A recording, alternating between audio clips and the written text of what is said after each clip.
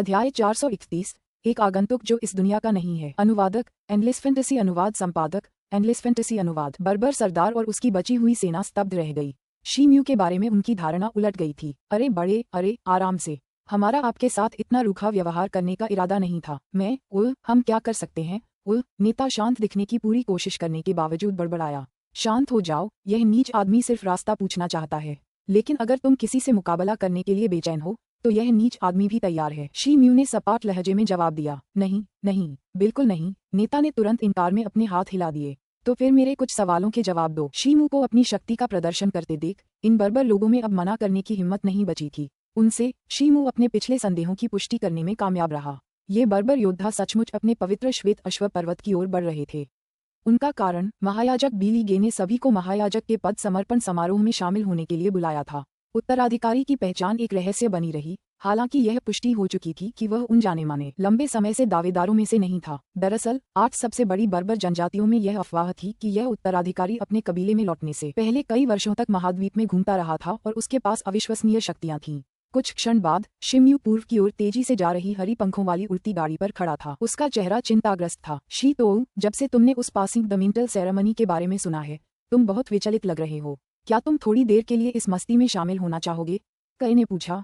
मुझे तो बस ये सब कुछ संदिग्ध लग रहा है। बस मेरे पास उनके कामों के लिए वक्त ही नहीं है। तो कोई बात नहीं, शी म्यू ने जवाब दिया।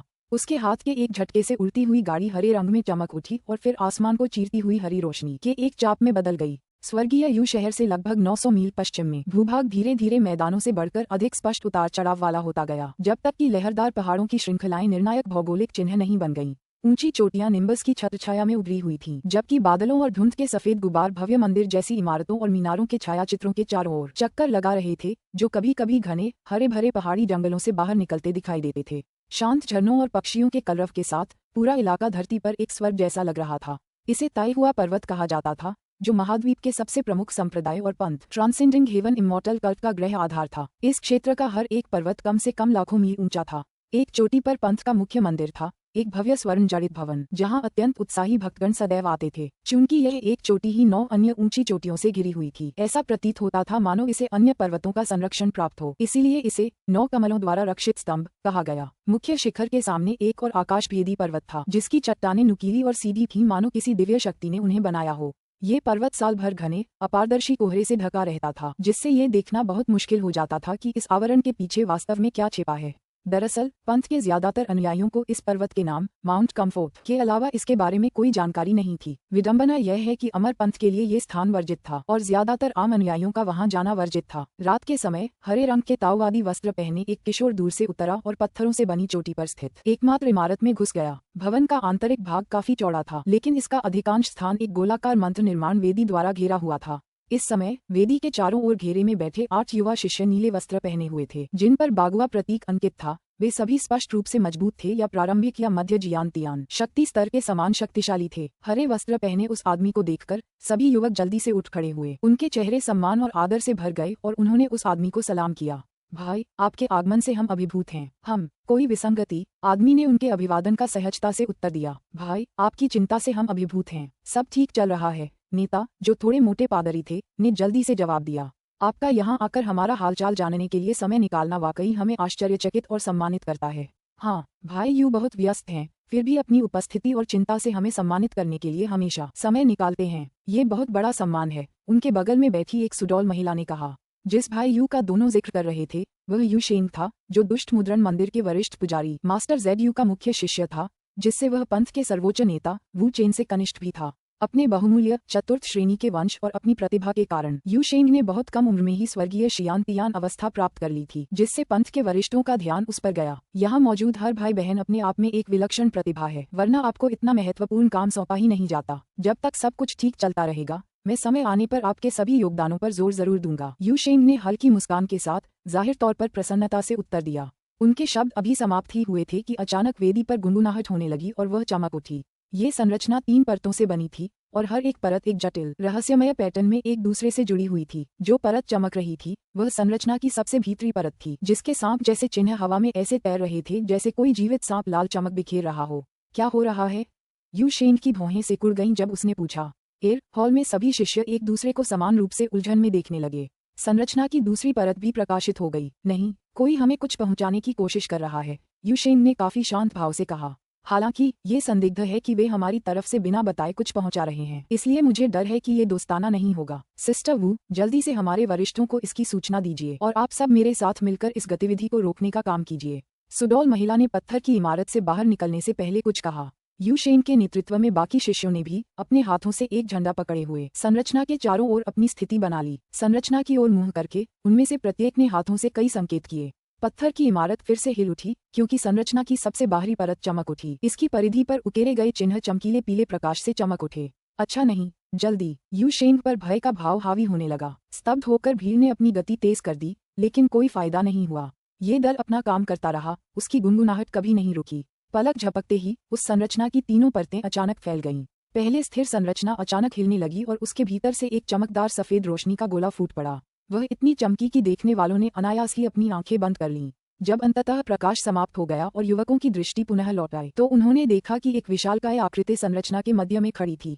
वह एक लंबा, अधेड़ उम्र का आदमी था, जिसकी सुनहरी पीली दाढ़ी और पुतलियां थीं और उसने एक लंबा सुनहरा लबादा पहना हुआ था। वह व्यक्ति लगभग बिना म्यान वाली सोने की तलवार जैसा लग रहा था। उसकी चाल तीखी और डरावनी थी। अपने बारे में घोषणा करो, अजनबी जो स्वर्ग पार अमर पंथ के निषिद्ध क्षेत्र में अतिक्रमण करने का साहस करता है। हल्के फुल्के युवक ने चिल्लाकर कहा। ये घटिया पिल्ला कौन है जो भौंकने की हिम्मत कर रहा है? सुनहरे वस्त्र पहने आदमी ने व्यंग्यात्मक लहजे में कहा और अपना दाहिना हाथ पंजे की तरह पहले वाले उसी गोलमटोल आदमी की ओर बढ़ाया। उसके हाथ में एक सुनहरा भंवर दिखाई दिया जो लगातार बड़ा होता जा रहा था। सुनहरे भंवर के चारों ओर एक अदृश्य शक्ति तुरंत प्रकट हो गई। खतरे का एहसास होते ही उस गोलमटोल युवक ने भागने की कोशिश में पीठ फेर ली, लेकिन न जाने क्यों उसका शरीर सुनहरे भंवर के और करीब खींचता चला गया। चीख निकलने से पहले ही वह टुकड़े टुकड़े हो गया। जो लोग वहां बचे थे वे तुरंत भयभीत हो गए। सुनहरे वस्त्र पहने आदमी ने आसपास का नजारा देखा। ये तुच्छ चींटियां हैं, ये वाकई कमजोर हैं, उसने सपाट लहजे में कहा। इंटरलॉकिंग स्वॉर्ड फॉर्मेशन अपनाओ और उसे उसमें फंसाओ। हमारे स्वामी शीघ्र ही यहाँ आएंगे। यूशेंग ने दांत पीसते हुए आदेश दिया। सदमे से उबरते हुए बाकी युवकों ने तुरंत अपने जादुई औजार निकाल लिए और सुनहरे वस्त्र वाले आदमी को घेर लिया। लेकिन जिस आदमी ने इंटरलॉकिंग स्वॉर्ड फॉर्मेशन का इस्तेमाल करने का सुझाव दिया था उसने खुद ही अपनी तलवार वापस खींच ली। पैर की हल्की सी थपकी के साथ वह बाहर की ओर भागा। सुनहरे वस्त्र पहने उस आदमी ने यूशेन की ओर मुंह तक नहीं किया और 2 उंगलियों से यूशेन की ओर इशारा किया। हवा में एक सुनहरी रोशनी चमक उठी और सीधे यूशेन के सिर पर निशाना साधा। अपनी पीठ की ओर आती ठंड का एक भयावह एहसास महसूस करते हुए यूशेन, जो रास्ते से हटने में बहुत धीमा था, मुड़ा और अपना हाथ हिलाया। हरी रोशनी की एक चमक के साथ लगभग 2 फुट चौड़ी एक कांसे की ढाल उसके सामने प्रकट हुई। जैसे ही हरी रोशनी उसकी सतह पर पड़ी, लगभग कई गज लंबा एक विशाल एक सींग वाला बैंगनी शेर का मृगतृष्णा अपने जबड़े खोलकर दहाड़ते हुए बाहर निकला, जिससे पृथ्वी श्रेणी के किसी महाशक्ति की आभा निकल रही थी। उसके शरीर के चारों ओर बैंगनी बिजली के बोल्ट थे। जब शेर अपने सींग से बैंगनी प्रकाश के विस्फोट के साथ सुनहरी रोशनी की घातक लकीर पर झपटा, धमाका, दोनों रोशनियां आपस में टकराईं, जिससे भयावह शोर हुआ और पूरी पत्थर की इमारत हिल गई। हालांकि टक्कर के समय बैंगनी बिजली पूरी तरह से नष्ट हो गई थी, जबकि सुनहरी रोशनी यूशेन की ढाल की ओर बढ़ती रही। जैसे ही प्रकाश उसमें समाया, ढाल ने तुरंत चिंगारियां उगल दी और फिर टूट गई। फिर एक धमाके के साथ यूशेन ने महसूस किया कि एक बल ने उसे उसके पैरों से धकेल दिया और उसे पत्थर के दरवाजे के चौखट पर गिरा दिया। उसका आध्यात्मिक हथियार, वह ढाल जिसे उसने बुलाया था, पहले से ही क्षतिग्रस्त और टूटा हुआ था। यूशेन ने भले ही अपनी जान बचा ली हो, लेकिन ढाल पकड़े हुए उसका बायां हाथ पहले ही टूट चुका था, क्योंकि वह उसके बगल में लटका हुआ था। सुनहरे वस्त्र वाला व्यक्ति एक ही वार में यूशेन को मारने में कामयाब नहीं हुआ, इसलिए उसने एक बार फिर 2 उंगलियां बढ़ा दी। इस बार एक सुनहरी चमक के साथ रोशनी यूशेन के माथे के ठीक सामने प्रकट हुई। इससे पहले कि वह कुछ कर पाता, वह बीच में समा गई। धमाका, एक धीमी सी आवाज गूंजी जब यूशेन का सिर फटे तरबूज की तरह फट गया। अपनी आंखों के सामने ये भयावह दृश्य घटित होते देख शेष शिष्यों की बहादुरी की झलक भी तुरंत नष्ट हो गई और वे भयभीत होकर भगदड़ मचाते हुए पत्थर के दरवाजे की ओर दौड़ पड़े। सुनहरे वस्त्र पहने वह आदमी अभी अभी वेदी से नीचे उतरा था। उसने अपनी आस्तीनें फड़फड़ाईं और उसकी हरकत से 7-8 अर्धचंद्राकार सुनहरी रोशनियां चमक उठीं, हर एक इतनी तेज कि मानो वे सब सामने वाले के पीछे टेलीपोर्ट हो गई हों। फिर वे उनके शरीर में समा गए। जब सुनहरी रोशनी फीकी पड़ गई तो कमरे में मौजूद सभी शिष्य वहीं रुक गए, मानो वे जम गए हों।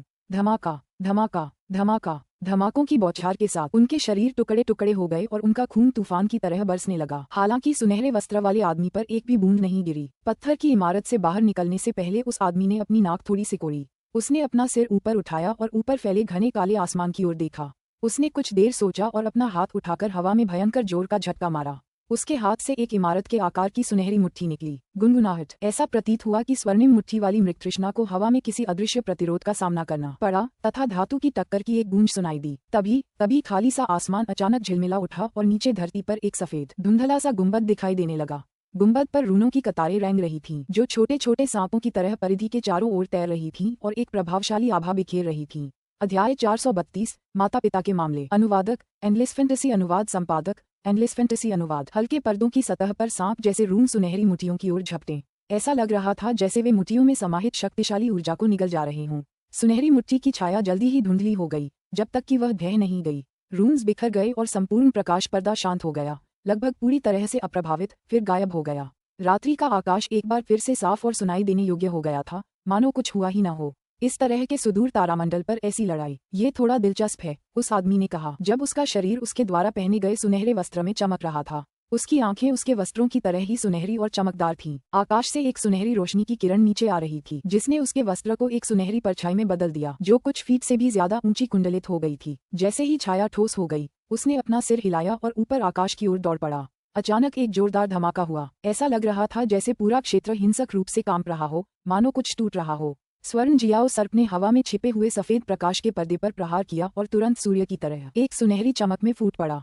चारों दिशाओं में सुनहरी और सफेद लहरों का एक घेरा फैल गया, जिससे आकाश जगमगा उठा। सफेद प्रकाश के पर्दे की सतह पर बने रूम स्वर्ण जियाओ सर्प के स्थान पर एकत्रित हो गए। दुर्भाग्य से उसे हमले के लिए शक्ति जुटाने का समय ही नहीं मिला, क्योंकि पूरा प्रकाश का पर्दा स्तब्ध रह गया। ड्रैगन जैसी गर्जना के साथ पूरे शिखर को ढकने वाला प्रकाश पर्दा क्रिस्टल के छोटे छोटे टुकड़ों में टूटकर रात के आकाश में गायब हो गया। ये तारामंडल हास्यास्पद है। इतने लंबे समय से यह इस अवतार को ठीक भी नहीं कर पाया है। कम से कम गोल्डन पिल की शक्ति ग्रह के इस स्तर के लिए पर्याप्त है। आदमी ने खुद से बात करते हुए गोल्डन जियाओ ऊर्जा संरचना को पुनः प्राप्त किया। उसने आंखें बंद कर लीं और उन्हें पलकों के नीचे कर लिया। जैसे ही उसने आंखें खोलीं, उसके मुंह के कोने में एक व्यंग्य उभर आया। हवा में उड़ते हुए उसकी आकृति धुंधली हो गई। उसके शरीर से निकलने वाली सुनहरी रोशनी और भी तेज चमकने लगी। उसका पूरा रूप सुनहरी रोशनी में बदल गया और दूर तक फैल गया। ट्रांसमिशन एरे में एक असामान्यता थी। जब सोने का आदमी अलग हुआ, तो ये सिर्फ उसके आराम करने के प्रयास का नतीजा था। उस आदमी ने ताइहुआ पर्वत की मुख्य चोटी की ओर धूप की आधी से भी कम मात्रा छोड़ी थी। आकाश में प्रकाश की कई किरणें चमक उठीं। उतरने के बाद प्रकाश सघन हो गया और नीले वस्त्र पहने कई मध्यम आयु वर्ग के लोग दिखाई दिए, जिनमें से 2 सीधे पास की पत्थर की इमारत में चले गए। बचे हुए चंद लोगों के बीच समूह का नेता एक पुरानी चीड़ की लकड़ी की तलवार लिए खड़ा था। उसकी शक्लें ताजगी भरी मगर अजीब थीं। वह जमीन और आसमान के बीच इधर उधर देख रहा था। बड़ी लड़ाई में वापसी टूट गई है और उसकी ताकत कम से कम स्वर्ग श्रेणी की है। भाई जीयू, यहाँ तैनात 8 कुलीन शिष्यों में से एक को छोड़कर बाकी सभी गायब हो गए हैं। उनकी हड्डियां गायब हो गईं और पत्थर की इमारत से 2 अधेड़ उम्र के पुजारी उड़े। एक का चेहरा लंबा और कंधे काले थे। क्या वह यहाँ कैसे हो सकता है? मध्यम आयु वर्ग के ताओवादी व्यक्ति ने चेहरे पर अजीब भाव के साथ कहा। उसने अपने पीछे एक गोरे चेहरे वाले काले व्यक्ति को देखा, जिसके साथ एक और गोल चेहरे वाला व्यक्ति खोपड़ी पकड़े हुए था। वे अचानक आगे बढ़े और शव के ऊपर से देखने लगे। शेंग एर, मेरे प्यारे प्रशिक्षु, तुम्हारे साथ इतना निर्दयी कौन हो सकता है? तुम्हारे शिक्षक के रूप में मैं तुम्हारा बदला लूंगा। मैं उसके टुकड़े टुकड़े कर दूंगा। जेडयू ने अपने प्यारे प्रशिक्षु की लाश को कसकर पकड़े हुए दांत पीसते हुए कहा। भाई जी, कृपया शोक मनाएं। दुश्मन ने हम पर तब हमला किया जब हम सबसे कमजोर थे, इसलिए हमें अभी पीछे हटना होगा। हमें एक रणनीति बनानी होगी। हम नफरत में अंधे नहीं हो सकते, गोरे चेहरे वाले काले पादरी ने कहा।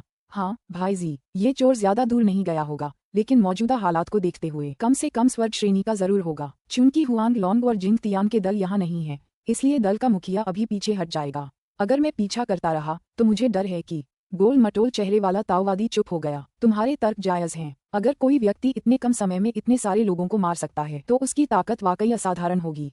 भाई किंग म्यू, उस 6 कान वाले कुत्ते को अंदर लाओ। जेडयू ने आदेश दिया और लाश अपने पीछे खड़े सफेद चेहरे वाले काली दाढ़ी वाले आदमी को सौंप दी।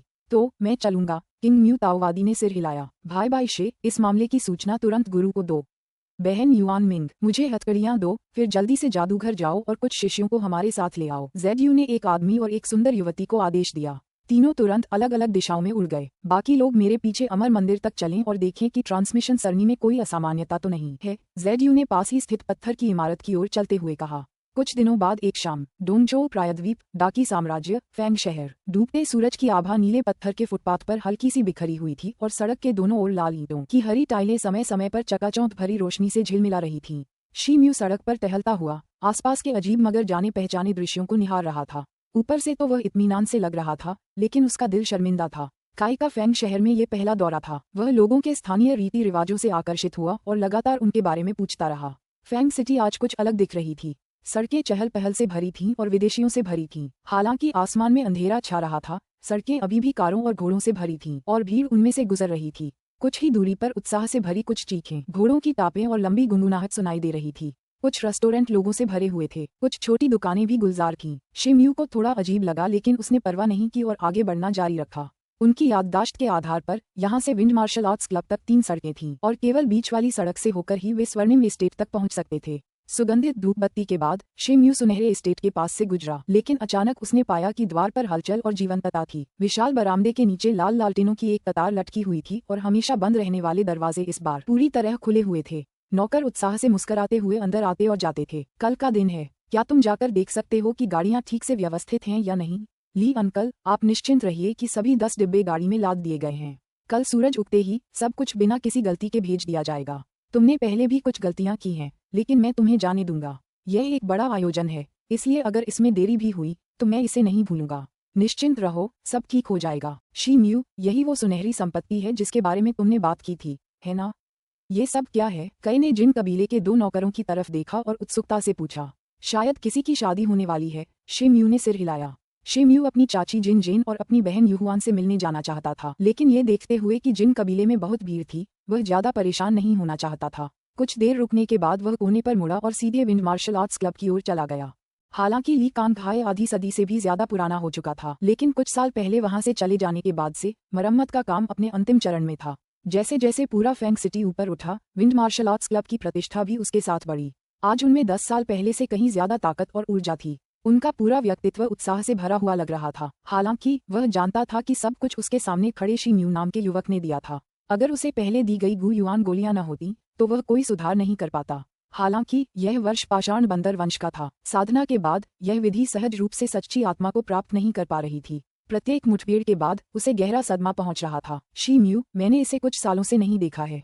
तुम तो और भी आगे बढ़ गए हो। अब मुझे डर है कि तुम पहले ही शुरुआती चरण में पहुंच चुके हो। नहीं, तुम तो पहले ही मध्य चरण तक पहुंच चुके हो। ली कांगहाई ने शिमयू की तरफ देखा। उसकी आंखों में एक जटिल, झिझक भरी नजर थी। वह फेंग शहर में एक प्रसिद्ध मार्शल आर्ट मास्टर थे। उन्होंने केवल उन लोगों को ही देखा था जिन्होंने शियान तियान की प्रारंभिक अवस्था हासिल की थी। मास्टर ली, आप मेरी बहुत तारीफ कर रहे हैं। किस्मत से ही मुझे यहाँ तक आने का मौका मिला। वैसे मैं तो यही उम्मीद कर रहा था कि आप मुझे और ज्यादा मार्शल ट्रेनिंग दे पाएंगे ताकि मैं सेना में भर्ती हो सकूं। देश की रक्षा करने की जन्मजात शक्ति, यह अच्छी बात है। अरे, अगर वर्ष के संस्थापक को इस बारे में पता था तो मुझे आश्चर्य है कि क्या पश्चाताप आवश्यक होगा। ली कांगहाई ने खुद से कहा, जैसे कि वह अपने दिल में सदमे को शांत करने की कोशिश कर रहा था। उनके शब्दों में व्यंग्य तो था, लेकिन साथ ही सांत्वना और गर्व का भाव भी था। दरअसल मैं भी उनका शुक्रिया अदा करना चाहूंगा। अगर वे न होते तो इतनी भाग्यशाली घटनाएं घटित नहीं होती, शिमयू ने सोचते हुए कहा। गुरु और शिष्य तब तक गपशप करते रहे जब तक वे जिन कबीले तक नहीं पहुंच गए। मुझे नहीं पता कि आपको पता है या नहीं, लेकिन आपकी भाभी युहुआन की परसों शादी है। ली कांगहाई ने कहा। तो बहन युहुआन की शादी हो रही है। जिन कबीले के इलाके से गुजरने से पहले मैंने वहां अनगिनत लालटेन लटके देखे थे। मुझे लगा कि ये किसी और के लिए हैं। मुझे उम्मीद नहीं थी कि ये युहुआन होंगी। तुम्हारी बहन की शादी एक अच्छे परिवार में हो रही है। तुम्हारे होने वाले जीजाजी वांग वंश के बेटे हैं, जो अब देश के सबसे कम उम्र के संरक्षक हैं। दरअसल अगर तुम देश के लिए काम करने को तैयार हो तो तुम्हारे साथ इतना बुरा व्यवहार नहीं होगा। वांग परिवार यानी वांग तियानहाओ? शिमयू ने चौंक कर पूछा। यह सही नहीं है। ये फेंग सिटी की सबसे बड़ी खुशी की घटना है। आजकल लोग इस शादी के लिए सड़कों पर आते जाते रहते हैं। ली कांगहाई ने कहा। ली कांगहाई की बारीक बातें सुनकर शिमयू को पूरी स्थिति का पूरा विवरण समझ में आने लगा। मूल रूप से वांग तियानहाओ काई युआन मार्शल आर्ट स्कूल से प्रेरित थे। दुर्लभ 5 स्तरीय माध्यम की पुष्टि के बाद वे न केवल वांग परिवार के एक प्रतिभाशाली शिष्य बन गए, बल्कि फेंग सिटी के लोगों के सितारे भी बन गए। जैसे ही वांग तियानहाओ जिन कबीले में गया, उसका युहुआन के साथ एक अटूट बंधन बन गया। अगर वांग तियानहाओ का स्वभाव उग्र होता और उसने जिन वंश के कई शिष्यों को मार गिराया होता तो उसका युहुआन से सामना नहीं होता, वरना वह काई युआन वंश की महिलाओं से प्रभावित नहीं होता।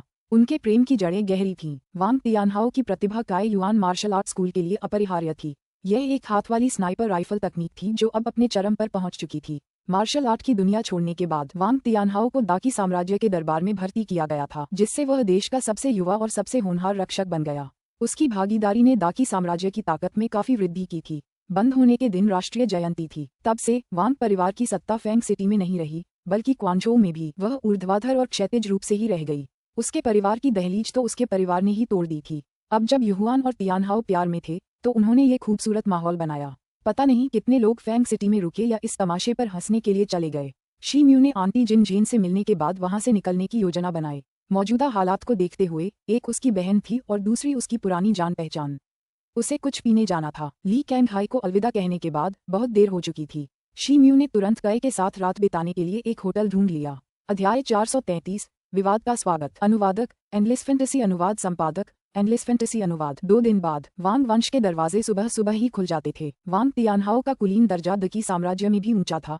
फैंग शहर की तो बात ही छोड़िए, शाही दरबार से लेकर कुलीन वर्ग तक देश के सभी प्रतिष्ठित परिवार इस समारोह में शामिल हुए। मेहमान उत्साह से भरे हुए थे और इस मिलन पर बधाई संदेश दे रहे थे। दिन निकलने से पहले ही वांग कुल में मेहमानों की गिनती भूल गई थी। यहाँ तक कि साधना के मध्य चरण में एक योद्धा वांग तियानहाओ भी इधर उधर जाने में व्यस्त था। उसे सांस लेने का भी मौका नहीं मिला। पानी पीने की तो बात ही छोड़ दीजिए। परिवार के बाकी लोग तो और भी ज्यादा चक्कर खा रहे थे, लेकिन उनकी आंखें खुशी और गर्व से भरी थीं। चूंकि वांग तियानहाओ देश का रक्षक बन गया था, इसलिए जो लोग कभी नीची हैसियत में थे अब उनका भी रुतबा बढ़ गया था। अभी तो सुबह ही हुई थी, लेकिन वांग तियानहाओ को ऐसा लग रहा था जैसे वो भीषण युद्धभूमि में कभी न खत्म होने वाली लड़ाई से थक गया हो। हालांकि शादी तो अभी शुरू ही हुई थी। जब समय आया तो वांग तियानहाओ ने करवट बदली और देखा कि क्या हो रहा है। लंबे समय से इंतजार कर रहे मेहमानों की भीड़ के बीच वह जल्दी से जिन परिवार की ओर बढ़ा। उसका बचपना अब फीका पड़ चुका था। उसने गहरे लाल रंग का ब्रोकेड का चोगा, सफेद जैद का मुकुट और काले रंग के साबर के टखने तक ऊंचे जूते पहने थे। जीवन के 3 महान आशीर्वाद थे: अपने जीवन के प्यार से मिलना, अंतरंग संबंधों की रात और सर्वोत्तम में से सर्वोत्तम प्राप्त करना। कुछ ही समय में उसने 3 में से 2 प्राप्त कर लिए थे। खुशी से फूले नहीं समा रहे थे। अभी तो बस उसे युहुआन से मिलना था। सैन्य अदालत में जाने के बाद से उन्होंने एक दूसरे को नहीं देखा था। उसी समय सड़क के दोनों ओर जीवंत लोग उमड़ पड़े। देश के सबसे युवा रक्षक की एक झलक पाने के लिए पूरा फैंग सिटी लगभग खाली हो गया था। वांग तियानहाओ की स्वागत टीम को आते देख भीड़ में हलचल मच गई और उनके पीछे खड़े लोग बड़ी मुश्किल से आगे बढ़े और महान वांग तियानहाओ को देखने के लिए दौड़ पड़े। वे फैंग शहर के एक महापुरुष थे। इन लोगों के लिए देश के रक्षक और योद्धा को अपनी आंखों से देखना एक वरदान था, जिनमें एक देवता जैसी उपस्थिति थी। अभी बसंत का मौसम नहीं था, लेकिन सड़कों के दोनों किनारे ताजे फूलों से लदे हुए थे। फूल हवा में लहरा रहे थे और लोग मदहोश हुए बिना नहीं रह पा रहे थे। दोनों तरफ के पेड़ों पर अनगिनत लालटेनें लटकी हुई थीं, जो हवा में धीरे धीरे झूल रही थीं, मानो इस त्योहार के दिन की खुशी मना रही हूँ। स्वागत करने वाली टीम पूरे रास्ते जोर जोर से चलती रही, भीड़ भाड़ वाली गलियों से गुजरते हुए जब तक वे जिन कबीले के मुख्य द्वार पर नहीं पहुंच गए। दरवाजे के सामने कबीले के कई बुजुर्ग खड़े होकर टीम के आगमन का सम्मानपूर्वक स्वागत कर रहे थे। सम्माननीय व्यक्ति आ रहा है, परिवार के एक युवक ने जल्दी से पुकारा। कानफोड़ू पटाखे फूटने लगे और घंट घड़ियाल और ढोल बजने लगे। बच्चों का एक समूह खुशी से देख रहा था। माहौल काफी उत्सवी था। वांग तियानहाओ गेट पर गया और तुरंत करवट बदली। उसने अपना कोट टांग दिया और बड़ों की एक झलक देखी। उनके सामने घुटने टेकते हुए उसने कुछ सम्मान भरे शब्द कहे। थोड़ी देर बाद जिन कबीले के बुजुर्ग संतुष्टि से मुस्कुराए। वांग तियानहाओ भले ही उनसे जूनियर हो, लेकिन फैंग सिटी में वह एक कुलीन था, इसलिए उन्हें इसकी आदत हो जाएगी। जिन वंश के पूर्वज बाहर क्यों नहीं आए? क्या युवा स्वामी को उन्हें अंदर ले जाना होगा? जू शू ने चारों ओर देखा और उसकी भौहें सिकुड़ गईं। अरे, तुमने अभी क्या कहा? तुम्हें कोई हक नहीं है। बुजुर्ग जिन जियू ने नाक भान सिकोड़ी। वह एक उदास और चिड़चिड़े स्वभाव का इंसान था। आप कोई भी हो, मैं जानना नहीं चाहता। जिन कुल के बुजुर्ग केवल मुझसे, वांग कुल के सर्वोच्च सदस्य से ही बात कर सकते हैं। अगर वह बाहर आकर विवाह संचालन नहीं करता तो यह विवाह रद्द हो जाएगा। जू शू ने उनकी आंखों में गहरी नजर से देखते हुए कहा। क्या कहा तुमने? अरे बुढ़े, ये जिन का इलाका है, तुम्हें यहाँ अपना घमंड दिखाने का कोई हक नहीं है। बुजुर्ग जिन जियू ने गुस्से से कहा। शू शू, तुम्हें क्या लगता है तुम क्या कर रहे हो? वांग तियानहाओ ने बेबसी से कहा। एक तरफ युहुआन का परिवार था, जिसे वह नाराज या शर्मिंदा नहीं करना चाहता था। दूसरी तरफ शू शू था, जो जीवन भर उसके लिए एक शिक्षक और पिता की तरह रहा। वह इतने सारे लोगों के सामने उसका खंडन नहीं करना चाहता था। उसने शू शू को उत्सुकता से देखा ताकि उसे चुप रहने का संकेत दे सके। जिन पक्ष में गुस्से की झलक साफ दिखाई दे रही थी, लेकिन उन्होंने अपनी भावनाओं पर काबू रखा। आखिरकार फैंग शहर पर अब वांग वंश का दबदबा था। अगर वे किसी को ठेस पहुंचाते तो यह उनके लिए जानलेवा होता। उनके गुस्से भरे भौहों के बावजूद कोई हमला नहीं हुआ। और तो और युहुआन तो शादी करके जिन वंश की छवि पेश कर रहा था। वे इसे बिगाड़ना नहीं चाहते थे। तभी आंगन से एक तेज आवाज आई। बातचीत के दौरान ही जिन वंश के बुजुर्ग दरवाजे पर आ गए थे। युवा गुरु वांग आ चुके हैं। हम बुजुर्ग माफी मांगते हैं कि हमें पता नहीं था कि वांग कुल में ऐसा कोई नियम है। रिवाज के अनुसार बुजुर्गों को सामने वाले हॉल में इंतजार करना चाहिए। अगर मैंने किसी को, खासकर आपको, ठेस पहुंचाई हो तो मैं माफी मांगता हूँ। जिन बुजुर्ग ने माफी मांगते हुए कहा। वांग तियानहाओ को थोड़ा अजीब लगा। इससे पहले कि वह कुछ बोल पाता, उसके बगल में खड़ा उसका एक चचेरा भाई फिर से बोला। अरे, ये कैसी रीति रिवाज हैं? वांग वंश की पहचान तो देखो। ये जिन बुजुर्गों पर भी लागू होता है। तुम जैसे नीच इंसान की हिम्मत कैसे हुई ऐसे लहजे में बोलने की? क्या वांग वंश के बुजुर्गों ने युवा पीढ़ी को सम्मान के बारे में नहीं सिखाया? जिन बुजुर्गों ने निराशा में आह भरी। जिन कबीले के बुजुर्ग का चेहरा गुस्से से बैंगनी लाल हो गया, लेकिन उन्होंने कुछ और कहने से परहेज किया। वांग वंश के गुरु के बिना आप जिन कैसे आगे बढ़ सकते हैं और देश की रक्षा कर सकते हैं? वांग वंश फैंग शहर का सबसे प्रमुख परिवार है, इसलिए भले ही आप जिन वंश के सबसे बड़े हों, फिर भी आपको हमारे युवा गुरु का स्वागत करना होगा। वह आप सभी से बहुत बेहतर हैं। जू शू ने ठंडे स्वर में कहा। जू शू, बात करना बंद करो। वांग तियानहाओ जो बगल में खड़ा था, उसने धीरे से जू शू को खींचकर चुप करा दिया। युवा गुरु, आप नर्म नहीं हो सकते। अगर हम उन्हें उनकी औकात पर नहीं रखेंगे तो वे हमें शाही परिवार की तरह नहीं देखेंगे जो उनकी नजर में हम हैं। जू शू ने कहा। हाँ, शू शू सही कह रहा है। अगर जिन कबीला हमें कुलीनता की नजर से भी नहीं देख सकता तो फिर इसका क्या फायदा? स्वागत दल के युवक ने सहमति में सिर हिलाया। उनके चेहरे अहंकार से भरे हुए थे। तुम कुतिया हो, तुम्हें सही और गलत का जरा भी अंदाजा नहीं है, फिर भी तुम मेरे मुंह पर ऐसा कहने की हिम्मत करती हो। जिन कबीले के कुछ सदस्यों ने गुस्से में जवाब दिया। जिन वंश के पूर्वज और नेता अपने दिल में चुपचाप चिल्लाए क्योंकि ऐसे शब्द वर्जित थे। निश्चित रूप से वांग वंश हमेशा से ही अहंकारी रहा है, जब से उसने गति पकड़ी थी। ऐसी भाषा सुनकर उनके दिलों में क्रोध की आग भड़क उठी, यहाँ तक कि वांग तियानहाओ भी अपनी भौहें चढ़ाने से खुद को नहीं रोक सका। वांग वंश फैंग सिटी में शीर्ष स्थान पाने के बारे में बड़बड़ा रहा था। फिलहाल माहौल तनावपूर्ण था। दरवाजे के बाहर का शोर जल्दी ही घर में फैल गया और कई शोर मचाने वाली मध्यम आयु वर्ग की महिलाएं और अधिक बातें करने लगीं, जिससे युहुआन को थोड़ा गुस्सा और नाराजगी महसूस हुई। आज उसका बड़ा दिन है और अगर खून बहता तो यह अशुभ होता। जैसे ही हालात हाथ से निकलने लगे, उसकी एक नौकरानी बाहर आई और मामला शांत करने की कोशिश करने लगी। वह बिस्तर के किनारे बैठी, शादी का निमंत्रण पत्र हाथ में लिए, भौहें चढ़ाए खड़ी थी। जो कुछ हो रहा था उसके लिए वह वांग तियानहाओ को दोषी ठहराने से खुद को नहीं रोक पा रही थी। बगल में आंटी जेन थी, जो बाहर की खबरें सुनकर चिंतित हो गईं। वह एक महिला थी और हालांकि जिन परिवार सालों से शी म्यू से डरता था, फिर भी वे दोनों उसका सम्मान करते थे। लेकिन इस बार यह बिल्कुल भी उचित नहीं था। युहुआन जिन परिवार की इकलौती बेटी थी और उसकी बेटी की खुशी ही उसकी सबसे बड़ी चिंता थी। ये देखकर आंटी जेन को चिंता होने लगी कि कहीं शादी के बाद उसकी बेटी को तंग तो नहीं किया जाएगा। कुछ क्षण तक चिड़चिड़े विचारों में डूबे रहने के बाद वह खुद को रोक नहीं सकी और फूट फूट कर रोने लगी। जब युहुआन ने अपनी मां के उदास आंसू देखे तो वह और भी चिंतित हो गई। उसे अपने दिल की गहराइयों से वांग तियानहाओ की भावनाओं पर विश्वास था, लेकिन वह परिवार को शर्मिंदा नहीं देखना चाहती थी। वह अपनी मां को इतना दुखी नहीं देखना चाहती थी। सब कुछ गड़बड़ था और उसे समझ नहीं आ रहा था कि क्या कहे। वह बस अपनी मां की पीठ थपथपाकर अपनी भावनाओं को हल्का कर सकती थी। जैसे ही दोनों पक्ष आमने सामने हुए, अचानक गली के कोने से एक व्यक्ति बाहर निकला। उसके कंधे पर एक रंग बिरंगा तोता बैठा था। शी म्यू बहुत देर से गली के कोने पर नजर रखे हुए था। हालांकि जिन परिवार के लिए उसकी भावनाएं अच्छी नहीं थीं, लेकिन वह आंटी जेन और युहुआन को ऐसी स्थिति में देखकर बर्दाश्त नहीं कर सकता था। क्या हो रहा है? आज तो बड़ा दिन होना चाहिए, फिर तुम इस बात पर क्यों झगड़ रहे हो कि कौन बेहतर है? जिन कबीला कमजोर लग रहा है। वांग कबीला तो बिल्कुल नहीं। शी म्यू चलते हुए हंसा। उसकी आवाज तेज तो नहीं थी, लेकिन इतनी स्पष्ट थी कि सुनी जा सके। कुछ समय के लिए जिन और वांग कबीले के सदस्य ध्वनि के स्रोत का पता लगाने के लिए एक दूसरे की ओर मुड़े और देखने लगे। आप कौन होते हैं जिन कबीले के बारे में बात करने वाले? जिन कबीले का एक सदस्य क्रोधित हो गया। मैं कौन हूँ, तुम्हें यकीन नहीं है? शी म्यू हल्के से मुस्कुराया और जिन बुजुर्ग की तरफ देखा। शी म्यू, जिन कबीले के मुखिया और वांग तियानहाओ ने एक साथ चिल्लाकर कहा। दोनों कबीलों के बाकी सदस्य हैरान रह गए। शू शू चौंककर शी म्यू की तरफ देखने लगा। शुरू में तो वह कुछ सोचता हुआ सा लगा, लेकिन फिर उसके विचार शांत हो गए और उसने चुप रहने का फैसला किया। ओह, ऐसा लगता है कि आप दोनों को अभी भी याद है कि यह महिमा के नीचे है, शी म्यू ने जिन कबीले और वांग तियानहाओ के पास जाते हुए कहा। शी म्यू, तुम कब वापस आए? वांग तियानहाओ ने खुशी से उसकी ओर देखा। हालांकि वह शी म्यू से 2 बार हार चुका था, लेकिन अब वह बीती बात हो चुकी थी। अब वह जन्मजात मध्य अवस्था का योद्धा था। शी म्यू को देखकर वह फिर से उससे मुकाबला करने की इच्छा से खुद को रोक नहीं पाया। शी म्यू ने उसकी ओर ध्यान नहीं दिया, बल्कि वांग वंश की ओर मुड़ा, जिसने पहले द्वंद्व युद्ध के लिए आवाज लगाई थी। अगर तुम द्वंद्व युद्ध चाहते हो तो चलो करते हैं।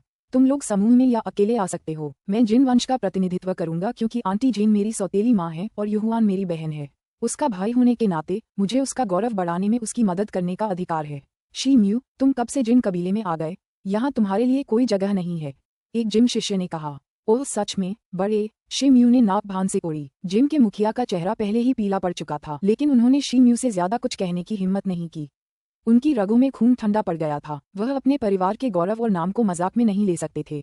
फिर भी उन्होंने एक शब्द भी कहने की हिम्मत नहीं की। अगर ऐसा है तो अगली परीक्षा के लिए एक शर्त है। आज मेरी बहन का बड़ा दिन है, इसलिए चाहे द्वंद्व कितना भी कठिन क्यों न हो, खून नहीं बहेगा।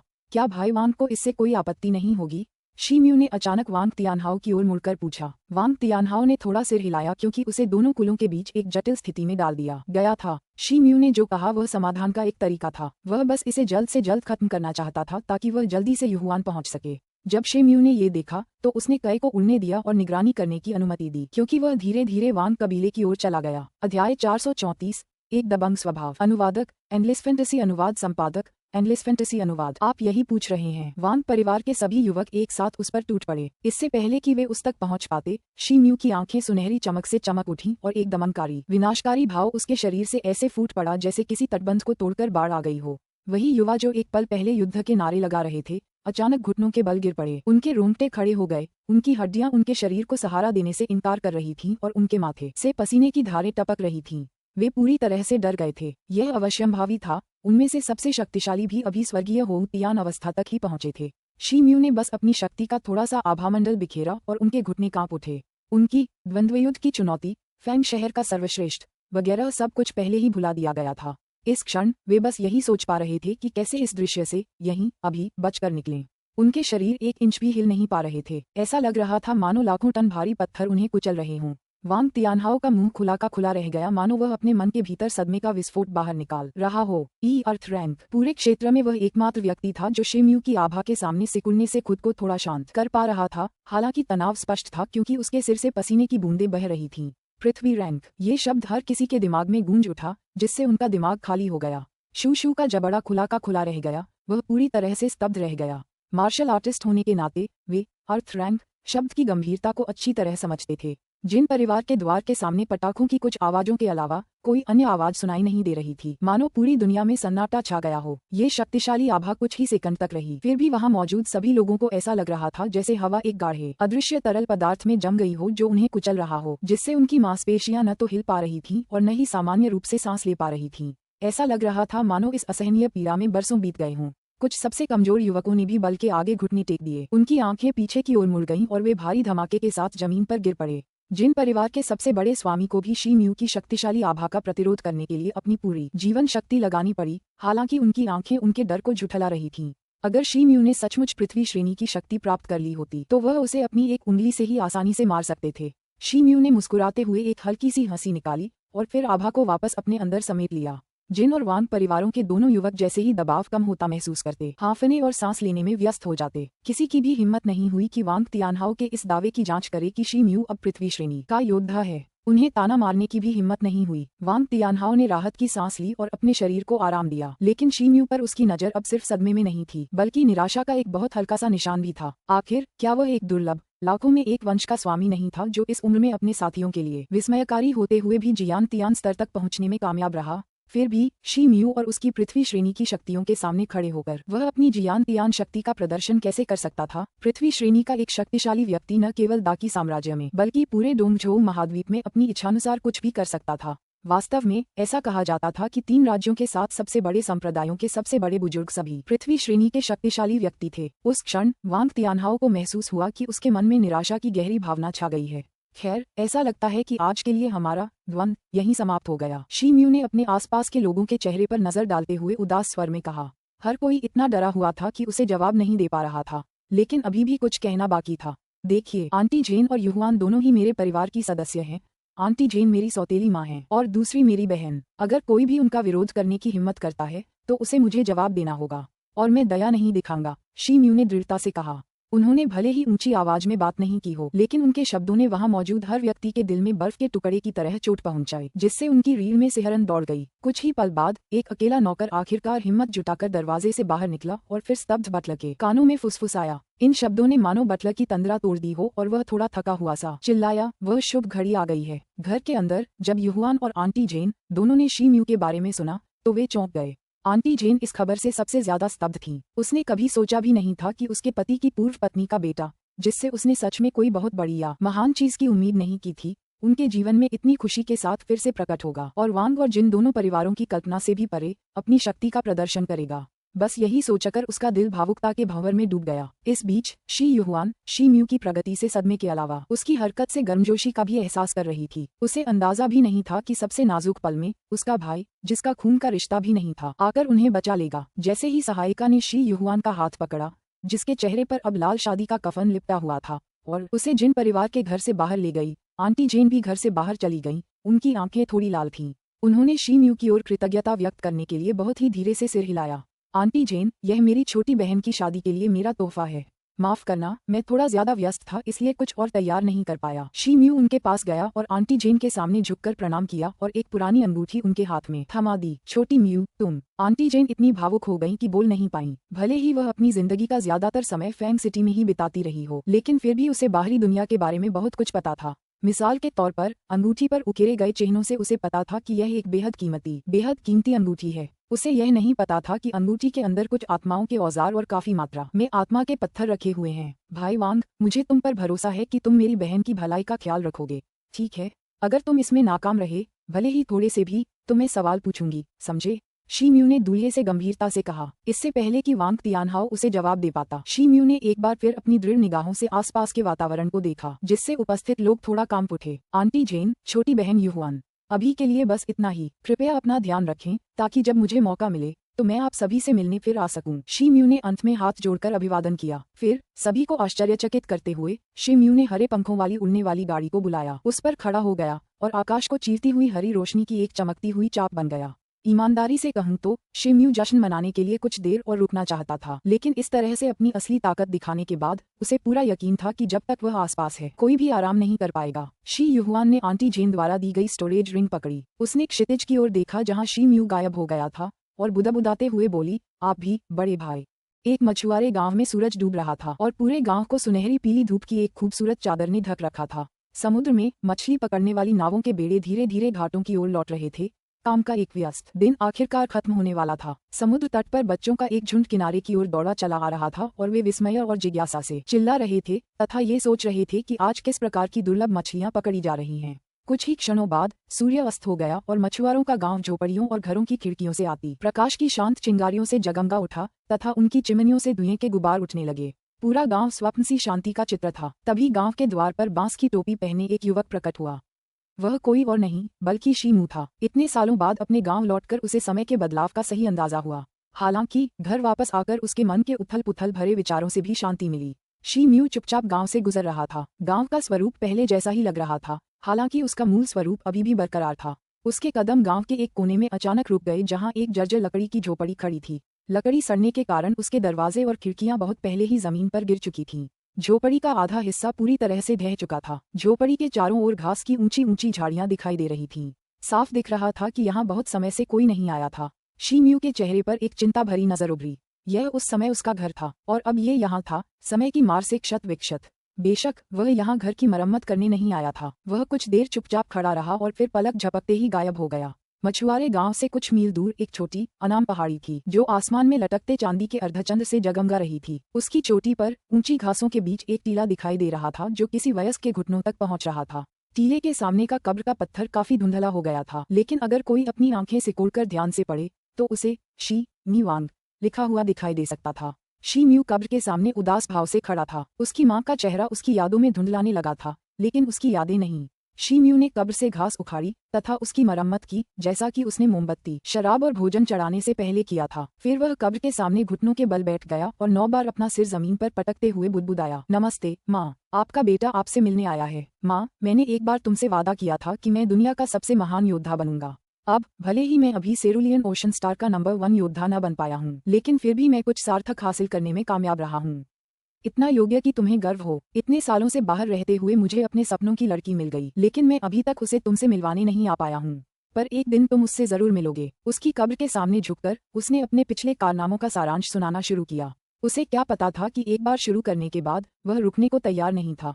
शी म्यू अपना ज्यादातर समय अकेले ही बिताते थे। लगभग कोई भी ऐसा नहीं था जो उनके जीवन के दर्द को समझता हो, और न ही उन्होंने कभी किसी और से इस बारे में बात की हो। इस पल अचानक उनमें अपनी सारी बातें कहने की तीव्र इच्छा हुई, और उन्होंने ठीक वैसा ही किया। आखिरकार जब चांद आसमान में सबसे ऊंचे स्थान पर पहुंच गया तो वह रुका। ये एहसास करते हुए कि वह इतनी देर से खुद से बातें कर रहा था, शी म्यू थोड़ा हंसा। हालांकि अपने एकालोप के बाद उसने महसूस किया कि उसका तनाव अंततः कम हो रहा है, मानो उसने अंततः अपने दिल को कुचलने वाले पत्थर को हटा दिया हो। उसने अपना सिर उठाया और ऊपर चांदनी की चमक देखी। वह अपनी माँ की कब्र के पास पालथी मारकर बैठ गया और चांद निगलने की मुद्रा में आने से पहले अपने चारों ओर एक निश्चित घेरा बना लिया। जैसे जैसे वह प्रशिक्षण ले रहा था, चांदनी की बूंदें धीरे धीरे उस पर पड़ रही थीं और फिर उसके शरीर में समा रही थीं। समय के साथ शीम्यू के सिर के पीछे एक चांदनी जैसा पूर्णिमा का चांद दिखाई देने लगा। रात बीत गई और सुबह का सूरज धीरे धीरे आसमान से चमकता हुआ सफेद रंग में उगाया। शिम्यू ने धीरे से अपनी आंखें खोलीं। एक रात के प्रशिक्षण ने उसकी सामान्य शक्ति में कोई खास इजाफा नहीं किया था, फिर भी उसे लगभग एक ऐसी असीम शांति और समता का अनुभव हुआ जो उसने पहले कभी अनुभव नहीं किया था। दरअसल ऐसा लग रहा था जैसे साधना की अपनी कुछ पिछली उलझनों पर उसे एक तरह का बोध हो गया हो। उसके शरीर से एक लाल प्रकाश चमक उठा और एक सेकंड में उन्होंने क्रिम्सन एप ऊर्जा संरचना की एक आकृति बना ली। शिम्यू को काफी आश्चर्य हुआ कि उसके रियल क्यूई चक्र की गति बहुत तेज हो गई थी। उसने अपना बायां हाथ घुमाया और एक झटके में वह झुलसकर काला हो गया तथा उसकी सतह पर लाल रंग के चिन्ह फैल गए और फिर वह सफेद लपटों में बदल गया। शिम्यू ने अपनी भौहें उठाईं। 9 क्रांतियों वाली रहस्यमयी कला की शक्तियों को सक्रिय करना पहले कभी इतना आसान नहीं था, फिर भी अब वह इसे करने में कामयाब रहा। जलती हुई सफेद लपटें अचानक उसके बाएं हाथ से निकलकर उसके शरीर में प्रवेश कर जाती हैं।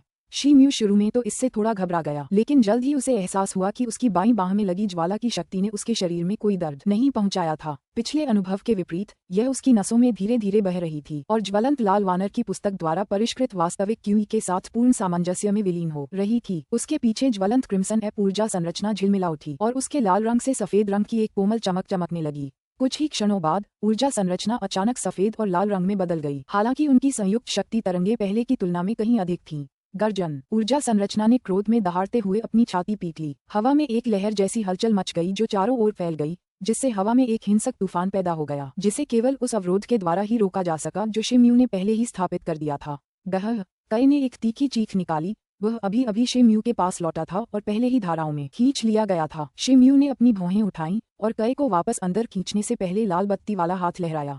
इससे तो मैं बुरी तरह डर गया। आखिर हुआ क्या? रुको, तुम्हारी मार्शल एनर्जी कंस्ट्रक्ट का क्या हुआ? कई अंतहीन बातें करता रहा, लेकिन जब उसने उसकी क्रिम्सन एप एनर्जी कंस्ट्रक्ट को देखा तो उसके मुंह से एक छोटा सा विस्मयादिबोधक निकला। अध्याय 435। अमर अशक्त करने वाला 7 सितारा समूह। अनुवादक एंडलेस फैंटेसी अनुवाद संपादक एंडलेस फैंटेसी अनुवाद। काई के सवालों को नजरअंदाज करते हुए शिम्यू ने हाथ हिलाकर अपनी मां की कब्र के चारों ओर लगी क्षेत्रीय दीवार हटा दी।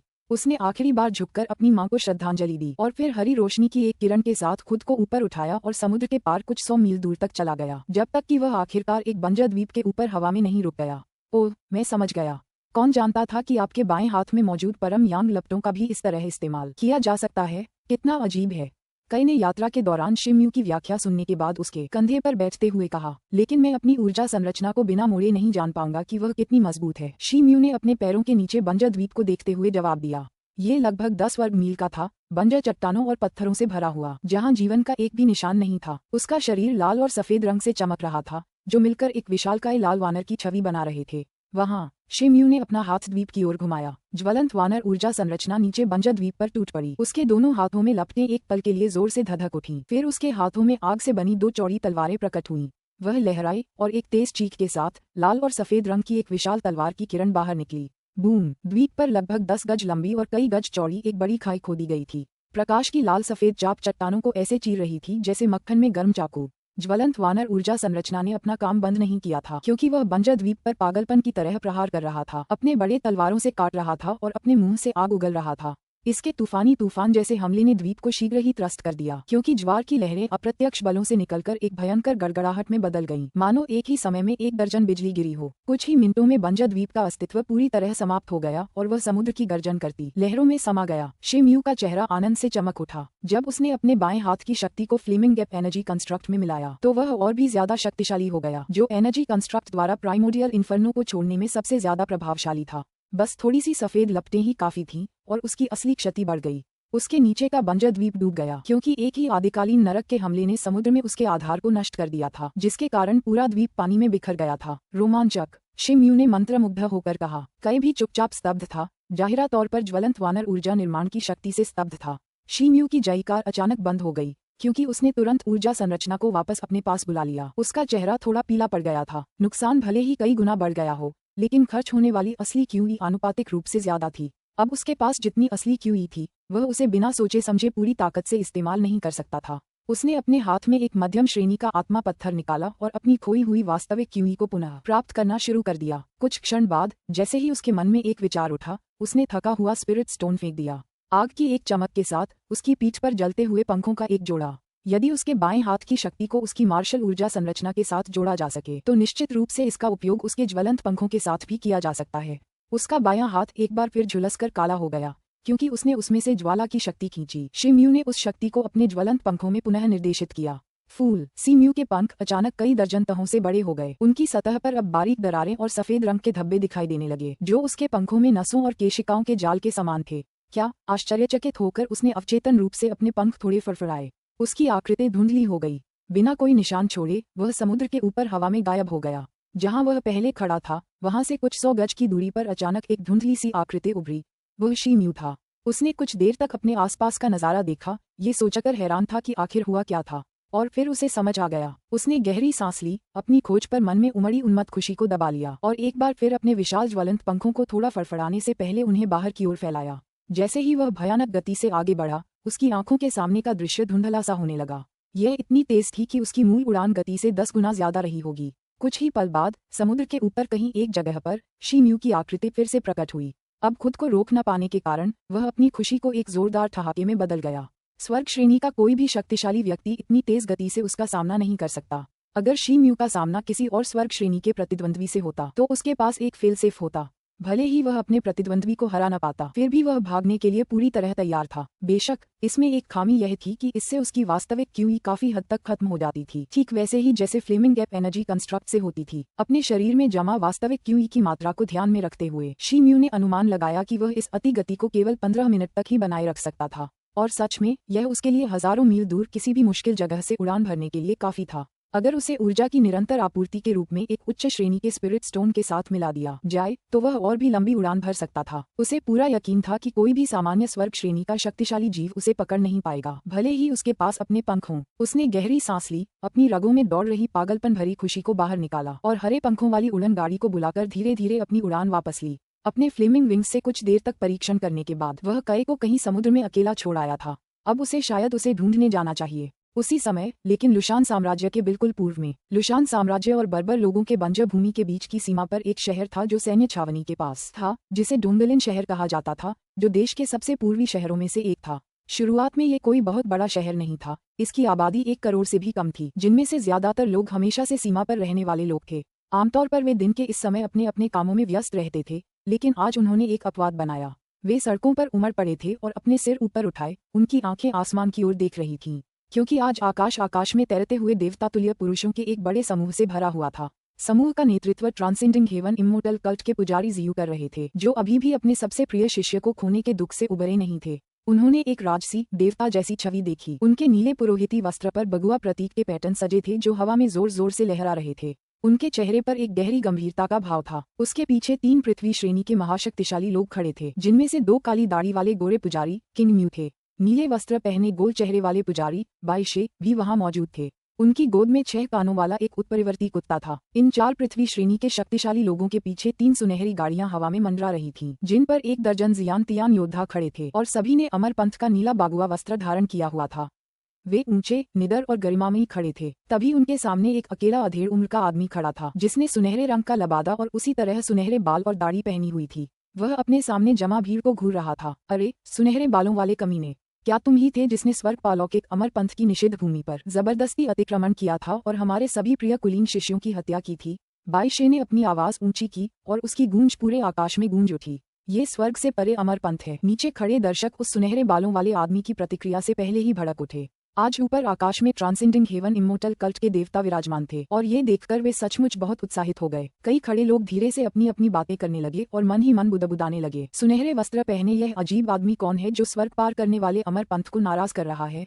क्या उसे पता है कि वह मरने वाला है? अरे सुनहरे बालों वाले कमीने, इस खूनी सवाल का जवाब दो। तुमने मेरे पंथ की वर्जित भूमि में क्यों घुसपैठ की और हमारे भाइयों और बहनों की हत्या क्यों की? सुनहरे बालों वाले आदमी को चुप देखकर बाइशे का गुस्सा भड़क उठा, जिससे वह एक कदम आगे बढ़कर पूछताछ जारी रखने लगा। इस बार सुनहरे वस्त्र वाले व्यक्ति ने आखिरकार धीरे से अपना सिर उठाया, एक क्षण के लिए बाइशे को देखा, फिर एक नीरस प्रतिक्रिया दी। कोई भी उन चींटियों को अपने बारे में क्यों समझाएगा जिन्हें वह कुचलने वाला है?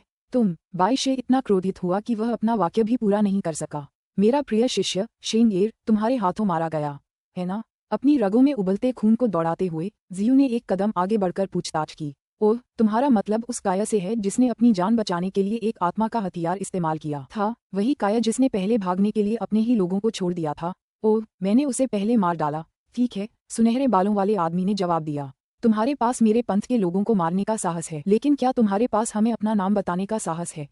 जियू ने दांत पीसते हुए पूछा। तुम जैसी चींटियों को मेरे नाम से कोई मतलब नहीं, लेकिन मैं मानता हूँ कि अगर तुम लोग उस आदमी का नाम जाने बिना ही मर गए जिसने तुम्हें खत्म किया तो ये बहुत दयनीय होगा, उस आदमी ने आंखें सिकोड़ते हुए कहा।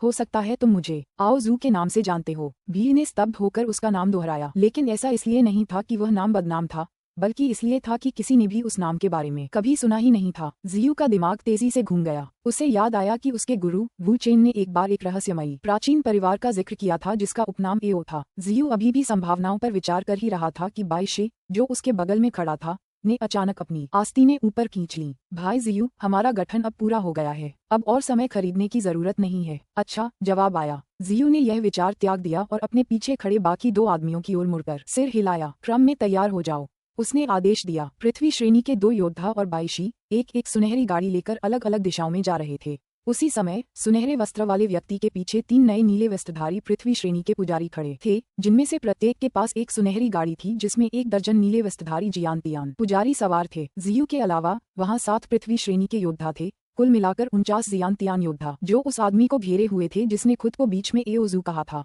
एक बार जब सातों सैनिक स्थिर खड़े हो गए तो पृथ्वी श्रेणी के प्रमुख शक्तिशाली सैनिकों ने अपनी हथेली ऊपर की ओर घुमाई, जिससे उनके हाथ में रक्त लाल पत्थर से बना एक नया चिन्ह आ गया। यह कोई पारदर्शी टोकन नहीं था, लेकिन उनके हाथों में लाल चमक एक भयावह, अशांत करने वाले अंदाज में उनकी परत के माध्यम से बह रही थी। शुरू करना। पृथ्वी श्रेणी के 7 पुजारी एक साथ चिल्लाए और 7 रक्त लाल टोकन लाल किरण के साथ सीधे आकाश में फूट पड़े और एओजू के सिर से 10 गज ऊपर स्थान पर एकत्र हो गए। बूम! डोंगलन शहर के नीचे की धरती अचानक भयानक झटकों से घिर गई। घबराए हुए नीचे के नागरिकों ने उन 2 देवताओं को देखने में कोई रुचि नहीं दिखाई, जो जहां भी जा सकते थे भाग रहे थे। दुर्भाग्य से उनमें से कुछ जो भाग्यशाली नहीं थे या जिनकी गति पर्याप्त नहीं थी, गिरते हुए घरों की ईंटों से तुरंत कुचल गए। नहीं, हमें इस शहर से बाहर निकलना होगा, शोरगुल के बीच किसी ने चिल्लाकर कहा, और अचानक लाखों नागरिक शहर के द्वारों की ओर दौड़ पड़े। उनमें से कुछ लोग अफरा तफरी में अपना संतुलन खो बैठे और भगदड़ की दहशत भरी आवाजों में हताहत हो गए। फिर भी जो लोग पहले द्वार पर पहुंचे थे उन्होंने देखा कि शहर के द्वार को पहले से ही 3 गज चौड़ी तलवार से घेर दिया गया था। दरअसल शहर में सिर्फ दरवाजा ही ऐसा नहीं था जहां ऐसी बाड़ लगी हो, वहां कुल 7 विशाल तलवारें जमीन से ऐसे ही निकल रही थीं, जिनकी नोकें ऊपर आसमान की ओर थीं और मूठें जमीन पर टिकी हुई थीं। विशाल तलवारें लाल टोकनों के समान सामग्री से बनी हुई प्रतीत होती थीं। उनमें से प्रत्येक में एक भयावह सिंदूरी चमक थी। अमर अशक्त 7 सितारों की श्रृंखला, स्वर्ग की मुहर। जियू चिल्लाया। नीचे की सिंदूरी तलवारों से अचानक लाल रोशनी की एक किरण निकली और तलवार के दोनों ओर फैल गई। जैसे ही 7 तलवारों से निकली रोशनी की किरणें एक साथ फैलीं, वे एक दूसरे के रास्ते में आने लगीं। 7 विशाल तलवारें प्रकाश की 7 परदों से एक दूसरे से जुड़ी हुई हैं, जैसे कि 7 फलकों वाली एक स्क्रीन किनारों पर एक दूसरे से जुड़ी हुई हो, तथा बीच में डोंगलन शहर को घेरे हुए हैं। उसी समय पृथ्वी स्तर के 7 शक्तिशाली लोगों के हाथों से निकलने वाला रक्त लाल प्रकाश तारों की तरह था, जो ऊपर से प्रकाश का एक गुंबद बना रहा था तथा तलवारों द्वारा बनाई गई प्रकाश की दीवारों के साथ मिलकर इस प्रकार विलीन हो रहा था कि उनके बीच कोई अंतराल न हो। गुंजन! एक बड़ी घंटी बजने जैसी ध्वनि गूंजी। अमर अंगीकरण करने वाला 7 सितारा समूह अंततः पूरा हो गया। ऊपर एक गुंबद, आकाश से पृथ्वी तक फैला हुआ, पूरे शहर को घेरे हुए। हालांकि जब से यह संरचना शुरू हुई थी, उसके पूरा होने तक एओजू स्थिति पर नजर रखे हुए थे। एक बार भी उन्होंने अपना काम रोकने की इच्छा नहीं की, मानो पूरी संरचना उनके लिए नहीं बल्कि किसी और के लिए स्थापित की गई थी। अध्याय 436, गिरी हुई संरचना। अनुवादक एंडलेस फैंटेसी, अनुवाद संपादक एंडलेस फैंटेसी अनुवाद। डोंगलन शहर के नागरिकों में जब सामूहिक रूप से भय की भावना व्याप्त हो गई तो उन्होंने अपनी सारी तार्किकता खो दी। वे उन्माद में लाल रोशनी वाली दीवार की ओर भागने लगे। उनकी उम्मीद के बिल्कुल विपरीत, लाल रोशनी वाली दीवारें अमूर्त थीं। भटकते नागरिक बस उनके बीच से गुजर गए। जो लोग पीछे से आ रहे थे वे अपने पूर्ववर्तियों को दीवारों से गुजरते देखकर एकदम ठिठक गए। उनके मुंह इतने खुले हुए थे कि उनके हाव भाव लगभग विचित्र लग रहे थे। प्रकाश के आवरण से गुजरने वालों के पास बस गुलाबी कंकालों के ढेर बचे थे। एक हल्की कमजोर सी आवाज के साथ दूसरी तरफ से गुजरने के बाद उनके हड्डियों जैसे ढांचे थोड़े डगमगा गए। उनके शरीर में एक भी नस नहीं बची थी। बाकी नागरिक बेहद स्तब्ध थे। वे जमीन पर गिर पड़े और भय से घुटने टेक दिए और अपनी किस्मत पर असहाय होकर रोने और सिसकने लगे। हताशा की ये चीखें आसमान तक पहुंच गईं, लेकिन ऊपर से किसी ने भी उनकी तरफ एक नजर भी नहीं डाली। अमरपंथियों के चेहरों पर हर जोड़ी आंखें सुनहरे वस्त्र पहने उस आदमी एओजू पर टिकी थीं। एओजू के साथ बातचीत का आभास देने की उनकी एकमात्र कोशिश अपनी संरचना पूरी करने के लिए और समय मांगना था। अब जबकि अमर अशक्त 7 तारों का समूह पूरा हो चुका था, जियू और बाकी लोग एओजू से कुछ भी कहना नहीं चाहते थे। जियू ने अपना मुंह खोला और चिल्लाया, अमर अपंग 7 सितारों की सरनी, तलवारों से हत्या।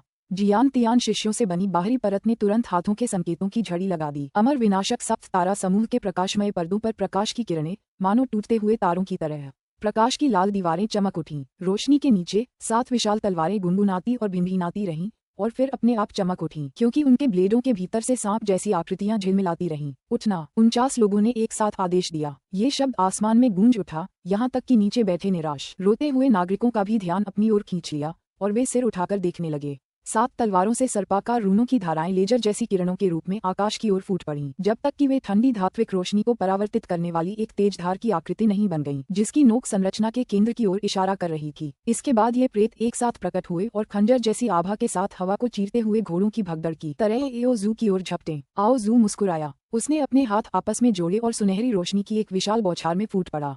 हवा न होने के बावजूद उसका सुनहरा वस्त्र अपने आप फूलने लगा और उसकी सुनहरी आभा प्रकाश के एक गोले में बदल गई, जिसने उसे ढक लिया। वह मुश्किल से ही अपना स्वर्णिम सुरक्षा घेरा बना पाया था कि तभी घनी तलवारों से भरी आकृतियां हवा में टूट पड़ीं। इसके बाद धातु की टक्करों का कोलाहल मच गया। इनमें से सैकड़ों तलवारनुमा आकृतियां स्वर्णिम अवरोध से विक्षेपित हो गईं। सभी ने अवरोध की सतह पर एक हल्का सा घाव कर दिया था, लेकिन सुरक्षात्मक अवरोध को पूरी तरह से नहीं तोड़ पाईं। फिर भी तलवारों की संख्या जल्द ही एक बड़ी उपलब्धि बन गई।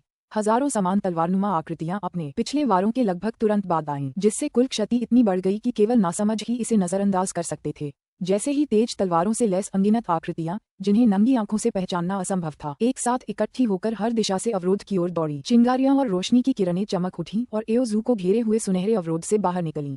स्वर्णिम अवरोध की सतह पर चिन्हित उथले कट कई गुना बढ़ गए और एकत्रित हो गए तथा एक दूसरे के साथ मिलकर दृश्यमान क्षति में बदल गए और अंत में बाल जितनी बारीक दरारें बन गईं। अधिक ये देखते हुए कि स्वर्णिम अवरोध ढहने वाला है, जियू ने जल्दी से कर्कश स्वर में चिल्लाया। उसकी आंखें बिजली की तरह केंद्रित थीं। जियान तियान के सभी शिष्य पीले पड़ गए थे, क्योंकि वे धीरे धीरे अपनी वास्तविक क्यूई के उपभोग के कारण थकान की ओर बढ़ रहे थे। लेकिन जियू की आवाज में धक्का सुनने के बाद उन्हें अधिक हाथ के संकेत बनाने में अधिक प्रयास करने के लिए मजबूर होना पड़ा। प्रकाश की अधिक किरणें लाल दीवारों में टूटते तारों की तरह उड़ीं और नीचे की 7 तलवारें आनुपातिक रूप से प्रतिक्रिया करती रहीं और अधिक रन उत्पन्न करती रहीं, और इस प्रकार स्वर्णिम सुरक्षा अवरोध की ओर और अधिक सघन तलवारें फेंकती रहीं। दरार लगातार हो रहे हमले को और अधिक समय तक रोक पाने में असमर्थ, स्वर्णिम अवरोध अंततः दबाव के कारण टूटकर टुकड़ों में बिखर गया। बाकी प्रेत नए छिद्रों से होकर एओजू में घुसते रहे। ब्लेडों से परावर्तित प्रकाश की एक चमक के साथ एओजू का सुनहरा वस्त्र फट गया और उसके शरीर पर अनगिनत तलवारों के वार हुए। पंथी स्पष्ट रूप से इस बात से रोमांचित थे कि एओजू को गोली लग गई थी, लेकिन इससे पहले कि वे जश्न मना पाते, उनमें से कुछ अचानक बेहोश हो गए और थकान के मारे सुनहरे उड़ते हुए रथों पर गिर पड़े। इस बीच इन जियान तियान शिष्यों के विपरीत पृथ्वी श्रेणी के 7 प्रमुख शक्तिशाली लोगों में से किसी ने भी आराम का कोई संकेत नहीं दिखाया। उन्होंने अपने हाथों में रक्त रंग के टोकन को कसकर पकड़ लिया और अमर अशक्त 7 सितारों की व्यूह रचना को बनाए रखने के लिए हाथों के संकेतों की झड़ी लगाते रहे। जैसे ही आखिरी प्रेत हवा में विलीन हुए, सुनहरी रोशनी का एक सैलाब उमड़ पड़ा। सबकी निगाहें आसमान पर थीं, लेकिन जैसे जैसे रोशनी कम हुई, उनकी आशा भरी अभिव्यक्ति धीरे धीरे भय में बदल गई। एओजू अभी भी हवा में ऊंचा खड़ा था, उसका सुनहरा चोगा टूटा हुआ और थोड़ा फटा हुआ था, लेकिन बाकी सब कुछ ठीक था। उसने अपने क्षतिग्रस्त कपड़ों को देखा और थोड़ा सा भौहें सिकोड़ी, फिर पूरा कपड़ा फाड़ दिया, जिससे उसका धड़ सुनहरे प्रकाश से चमक रहा था। करीब से देखने पर पता चलता था कि उसके शरीर की सुनहरी चमक उसकी त्वचा पर लगे सुनहरे पंखे जैसे शल्कों की घनी पंक्तियों की वजह से थी। हालांकि ऐसा नहीं लग रहा था कि उसने हाउबक पहना हुआ है, सुनहरे शल्क उसकी अपनी त्वचा से निकले हुए थे। आप मुझे बता रहे हैं कि एक बड़ी संरचना बनाने में इतनी मेहनत करने के बाद दयनीय पिसुओं का एक समूह जो सबसे अच्छा कर सकता है वह है? एओजू मुस्कुराया। जैसे ही उसने अपनी बात पूरी की, उसके ठीक ऊपर बिजली की गड़गड़ाहट हुई। उसने ऊपर देखा, उसकी नजर एक बैंगनी रंग की बिजली की चमक पर पड़ी, जो लगभग कुछ वर्ग मील बड़ी थी और भयानक गति से उसके सिर की ओर बढ़ रही थी। अमर अशक्त 7 सितारों की व्यूह रचना, तूफान का प्रहार। जियू का आदेश लगभग सुनाई नहीं दे रहा था, क्योंकि वह गड़गड़ाहट की गर्जना में खो गया था। उनके आदेश पर पृथ्वी स्तर के 7 शक्तिशाली लोगों के हाथों में मौजूद टोकन प्रकाश में चमक उठे और उनकी किरणें एक दूसरे तक पहुंच गईं। एओजू ने जल्दी से अपने हाथों को आपस में ताली बजाकर अलग कर लिया और आने वाले हमले से बचने के लिए उन्हें अपने सिर के ऊपर घुमाया। उसके हाथ चमक उठे और उसकी हथेलियों के बीच एक सुनहरा गोला बन गया। इसमें बैंगनी बिजली जैसी कोई नाटकीयता नहीं थी। दरअसल ये बिल्कुल नर्म और कमजोर लग रही थी, लेकिन ये बहुत तेजी से चारों तरफ फैल गई और फिर एक विशाल सुनहरे जाल में बदल गई। बैंगनी बिजली का खंभा एओजू की ओर तेजी से गिर रहा था, लेकिन एक बार जब वह सुनहरे जाल में फंस गया तो वह रुक गया और एक बड़ी मछली की तरह झुक गया जो जाल से बाहर निकलने की कोशिश कर रही थी, लेकिन वह बच नहीं पा रही थी। धमाका! आओजू तक पहुँचने में असमर्थ प्रकाश का स्तंभ आकाश में फट गया।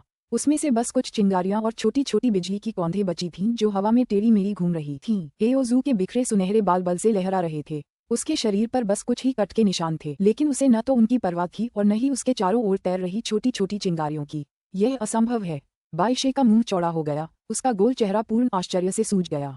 बाह, पिस्सू तो पिस्सू ही रहेंगे, वे बेमतलब संघर्ष करते हैं। कितना दयनीय है, एओजू ने कहा। उसका शरीर एक बार फिर सोने से चमक उठा और उसका विशालकाय शरीर अचानक कई गज बढ़ गया, जिससे वह एक सुनहरे दानव में बदल गया। अब जब वह 6 गज लंबा हो गया था, एओजू ने अपना शरीर झुकाया और अपनी दाहिनी मुट्ठी को शरीर के किनारे से सटाकर उस रोशनी की दीवार को घूरा जो अमर अशक्त करने वाली 7 सितारों की व्यूह रचना थी। उसने अपनी मुट्ठी घुमाई और दीवार पर एक पहाड़ी जितनी बड़ी मुट्ठी मारी। धमाका! प्रकाश की लाल दीवार तुरंत कई दरारों से भर गई, जिससे अंदर का घना काला शून्य प्रकट हो गया। एओजू का वार न तो दीवार से टकराया और न ही उसका हाथ हड्डियों में बदला। उसने दीवार के सामने वाली जगह पर ही वार किया था। लाल रोशनी की दीवार जोर से कांप रही थी, एक तेज गुंजन पैदा कर रही थी जो कानों के पर्दों को चुभ सकती थी। हवा में चारों तरफ दौड़ते हुए ये पानी जैसी ही एक गोलाकार लहर बन गई। व्यूह की बाहरी परत पर स्थित पृथ्वी श्रेणी के शक्तिशाली प्राणियों को सबसे पहले कष्ट हुआ। उनके शरीर कंपन करने लगे और उनके मुंह से खून की धार बहने लगी। हालांकि 7 स्वर्णिम गाड़ियों पर खड़े जियान तियान शिष्यों की स्थिति और भी खराब थी। उनके चेहरे के प्रत्येक छिद्र से खून बह रहा था तथा उनके शरीर विकृत हो रहे थे और फिर वे बेहोश होकर नीचे गिर पड़े। अमर अशक्त 7 सितारा व्यूह अभी भी बरकरार था, लेकिन चूंकि 1 दर्जन जियान तियान शिष्यों के काम से बाहर हो गए थे, प्रकाश गुंबद बहुत धुंधला और कमजोर हो गया था। उस एक प्रहार के बाद एओजू का शरीर का आकार सामान्य हो गया। ये देखकर कि वह अमर अशक्त करने वाले 7 सितारों के समूह को नष्ट करने में कामयाब नहीं हो पाया, जियू ने धीरे धीरे अपनी शुरुआती घबराहट से खुद को संभाला। उसने अपने पृथ्वी स्तरीय साथियों से मानसिक रूप से कहा, लगता है इस कमीने के पास स्वर्गीय स्तर की शक्तियां हैं, इसीलिए अमर अशक्त करने वाले 7 सितारों के समूह ने इसे फंसाया, लेकिन मार नहीं पाए। मेरे भाइयों, चलो इसे यहीं फंसाते हैं और अपने स्वामी द्वारा इसे खत्म करने का इंतजार करते हैं। मुझे फंसाओगी? ये चीज मजाक है।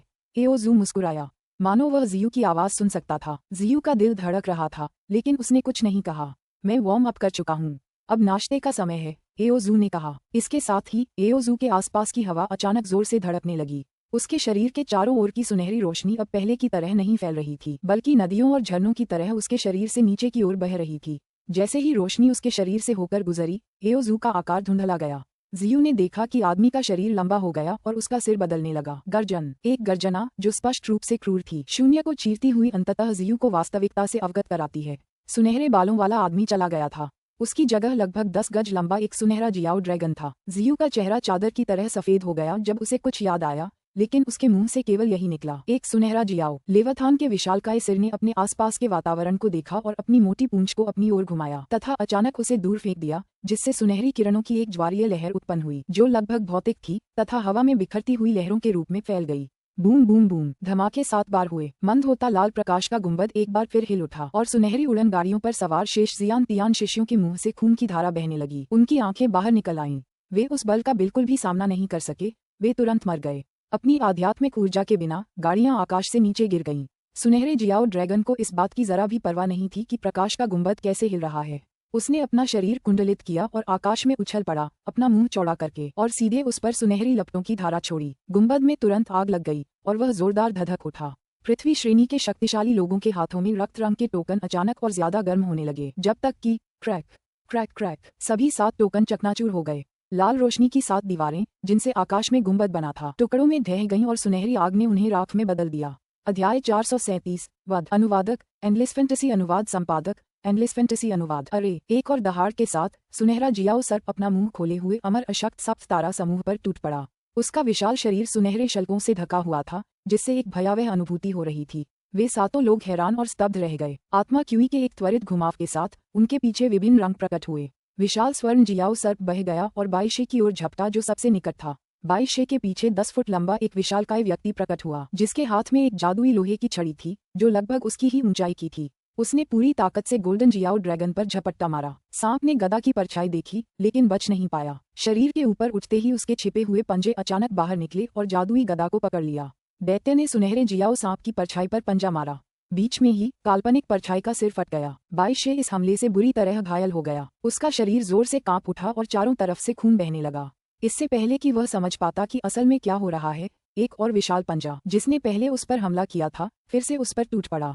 उसने उसके शरीर को कसकर जकड़ लिया, उसे निगल जाने को बेताब। बाईशे विशाल स्वर्ण जियाओ सर्प के मुंह में गिर गया और उसकी विशाल ऊर्जा संरचना छोटे सफेद प्रकाश में लुप्त हो गई, जो उसके शरीर के साथ स्वर्ण जियाओ सर्प के मुंह में चली गई। श्वेत प्रकाश के प्रवाह के साथ ही विशाल स्वर्ण जियाओ सर्प चमक उठा और उसके शरीर के घाव धीरे धीरे ठीक होने लगे। भाई बाईशे, चौकोर चेहरे वाला पुजारी उस समय स्तब्ध रह गया जब अचानक लाल प्रकाश की एक किरण उसकी ओर आए। जिस हाथ में विशाल तलवार थी उसे स्वर्ण जियाओ सर्प ने काट लिया और निगल लिया। दूसरी ओर पीठ पर पंख लगाए एक विशालकाय प्राणी नीले वस्त्रधारी पुजारी से बचने के लिए छटपटा रहा था। जैसे ही वह भागने की कोशिश कर रहा था, एक सुनहरी प्रकाश किरण उसमें से होकर गुजरी और उसे 2 टुकड़ों में फाड़ दिया। विशालकाय स्वर्ण जियाओ सर्प के टूट जाने के बाद स्वर्गपालों एक अमर पंथ के लिए बलवान लोग किसी भी तरह से उनके सामने टिक नहीं पाए। उसकी नजर में वे 6 लोग बस खाने की चीजें थे। उन 7 में से सिर्फ किंग म्यू ही बचा था, जो सुनहरे जियाओ सर्प से सबसे दूर खड़ा था। मौका मिलते ही वह भाग नहीं पाया, बल्कि वहीं खड़ा होकर सब कुछ देखता रहा। उसने पास में थके हुए जियू पर नजर डाली और उसकी आंखें अधिक निर्णायक थीं। सुनहरा जियाओ सर्प पहले ही बाकी 6 बलवानों को बिना किसी कठिनाई के निगल चुका था। जैसे जैसे उसकी सांसें तेज होती गईं, वह मुंह खोले जियू की ओर झपटा। लेकिन जैसे ही विशाल स्वर्ण जियाओ सर्प उसकी ओर बढ़ा, एक विशाल नीला अर्धचंद्र उन पर चमक उठा। पेंग! स्वर्ण जियाओ सर्प का शरीर सुनहरे नीले रंग में फट गया और उसे पराजित कर दिया गया। किंग म्यू ने अपने हाथ में एक नीली लकड़ी की गदा पकड़ी हुई थी और उसके पीछे की ऊर्जा संरचना गायब हो गई थी। उसका पूरा शरीर नीले प्रकाश में लिपटा हुआ था। मध्य से लेकर अंतिम अवस्था तक उसने पूर्णता प्राप्त कर ली थी। राज्य की शक्ति तेजी से बढ़ती जा रही थी, लेकिन उसका चेहरा सफेद पड़ गया था और उसकी आंखें लाल हो गई थीं। जाहिर है उसने किसी गुप्त तकनीक का इस्तेमाल किया था जिससे जीवन शक्ति नष्ट हो जाती थी। किंग म्यू ने पूरी ताकत से सुनहरे जियाओ सर्प पर वार किया, लेकिन वह रुका नहीं। नीले लकड़ी का डंडा उसके हाथों में नाच रहा था और अर्धचंद्राकार प्रकाश की परतें सुनहरे जियाओ सर्प के विशाल शरीर पर उड़ रही थीं। हालांकि गोल्डन जियाओ सर्प के शरीर ने पहले से ही अपनी त्वचा पर सुनहरे प्रकाश की एक परत के साथ खुद को सुरक्षित कर लिया था। सुनहरा जियाओ सर्प चीखा। उसके मुंह को चौड़ा करके एक सुनहरी लौ आग की धारा के रूप में निकली, जो लगभग किंग म्यू को लग गई। किंग म्यू ने नीले रंग का लकड़ी का डंडा अपने सामने रखा और अपने बाएं हाथ से उस पर दबाव डाला, जिससे ब्लॉक आगे की ओर चला गया। वाह! एक विशाल नीला और सफेद ताइजी प्रतीक उसके सामने प्रकट हुआ, जो एक विशाल गोल ढाल की तरह है, दृढ़ता से उसकी रक्षा कर रहा था। सुनहरी लौ गोल ताइजी ढाल पर लगातार फूट रही थी। उसकी मछली जैसी आकृति लौ को संतुलित करने के लिए घूम रही थी। वह मुश्किल से ही प्रतिरोध कर पा रही थी और किंग म्यू का चेहरा और भी धूसर होता जा रहा था, मानो अब वह अपनी रक्षा नहीं कर पा रहा था। स्वर्ण जियाओ सर्प की पीठ के पीछे एक लंबी संकीर्ण बैंगनी प्रकाश छाया दूर से झपट्टा मारती हुई आई। ध्यान से देखने पर पता चला कि प्रकाश और छाया वास्तव में एक बैंगनी बिच्छू थे। बिच्छू लंबा जरूर था, लेकिन उसकी चौड़ाई सिर्फ 3 फीट थी। उसका एक सिर सुनहरे जियाओ सर्प से कसकर लिपटा हुआ था, जबकि दूसरा लगभग 3 फीट लंबा और चमकता हुआ था। सुनहरे स्टील की आकृति की परछाई कोई और नहीं बल्कि जियू थी। उसके 3 सिर और 6 भुजाएं थीं, बाकी 2 हाथों में बैंगनी लपटों में लिपटी 2 चिमटे और 2 तलवारें थीं। उसकी खोपड़ी के पास एक बैंगनी बोतल रखी थी। सुनहरे स्टील की आकृति ने अपने हाथ से बैंगनी बिच्छू को कसकर पकड़ रखा था और उसे सुनहरे जियाओ सर्प पर आगे पीछे पटक रहा था। किंग म्यू ने जो दबाव और तनाव महसूस किया था, वह धीरे धीरे गायब हो गया जब वह चिल्लाया, भाई जियू, तुम क्यों नहीं जा रहे हो? यह ऐसी चीज नहीं है जिसे मैं हरा सकता हूँ। किंग म्यू की बात सुनकर जियू का चेहरा पानी की तरह डूब गया। उसके पीछे खड़ी सुनहरी स्टील की आकृति ने एक बड़ा कदम आगे बढ़ाया और अपनी तलवार सुनहरे जियाओ सर्प के सिर पर घुमाई, लेकिन दुर्भाग्य से उसके हाथ कटे हुए थे और उसने सर्प को कसकर पकड़ रखा था। सुनहरे जियाओ सर्प के सिर ने सुनहरे स्टील की आकृति पर जोर से प्रहार किया। उसके मुंह से 3 सुनहरी लपटें निकलीं, जो सुनहरे स्टील की आकृति के तीनों सिरों पर गिरीं। आकृति के तीनों सिरों के मुंह आनुपातिक रूप से बड़े थे, जिनसे घने कोहरे जैसी बैंगनी हवा निकल रही थी। पतली बैंगनी धुंध आग के चारों ओर कसकर लिपटी हुई असली लौ की तरह सुनहरी लौ का स्वागत कर रही थी। लौ का अत्यधिक तापमान जब उसे बैंगनी धुंध में धकेला गया तो ऐसा लगा जैसे वह किसी घने दलदल में फंस गई हो। वह अंदर ही अंदर डूबी हुई थी, हिलने डुलने में असमर्थ थी। मैं तुम्हें मार दूंगा, जियू ने दहाड़ते हुए अपनी आध्यात्मिक शक्ति को तेजी से मजबूत किया तथा सुनहरे स्टील की आकृति को फिर से गोल्डन जियाओ सर्प के पास जाने के लिए प्रेरित किया। जियू को अचानक अपने बगल में हवा का झोंका महसूस हुआ। उसकी नजर सुनहरे जियाओ सर्प पर पड़ी, जो उसकी ओर छलांग लगा रहा था। उसने कुछ इंच ऊंचे एक छोटे पीतल के टॉवर का इस्तेमाल करके अपना बचाव किया। ड्रिप घूमकर उसके सिर के पीछे गिरी, जिससे एक पीली रोशनी निकली जिसने उसकी रक्षा की। हालांकि पीतल के टॉवर की पीली रोशनी अभी पूरी तरह से बुझी नहीं थी। उसकी जानलेवा पूंछ सामने आ गई थी, जियू की जान लेने को तैयार। अचानक हवा में एक आवाज सुनाई दी। दर्जनों नीली बैलें निकल आईं और गोल्डन जियाओ सर्प की सुनहरी पूंछ मजबूती से बंध गई। किंग म्यू का चेहरा और भी दयनीय हो गया क्योंकि काला खून बहने लगा था। उसकी पीठ के पीछे 10 फुट ऊंची एक भूतिया फीनिक्स बेल उभरी हुई थी।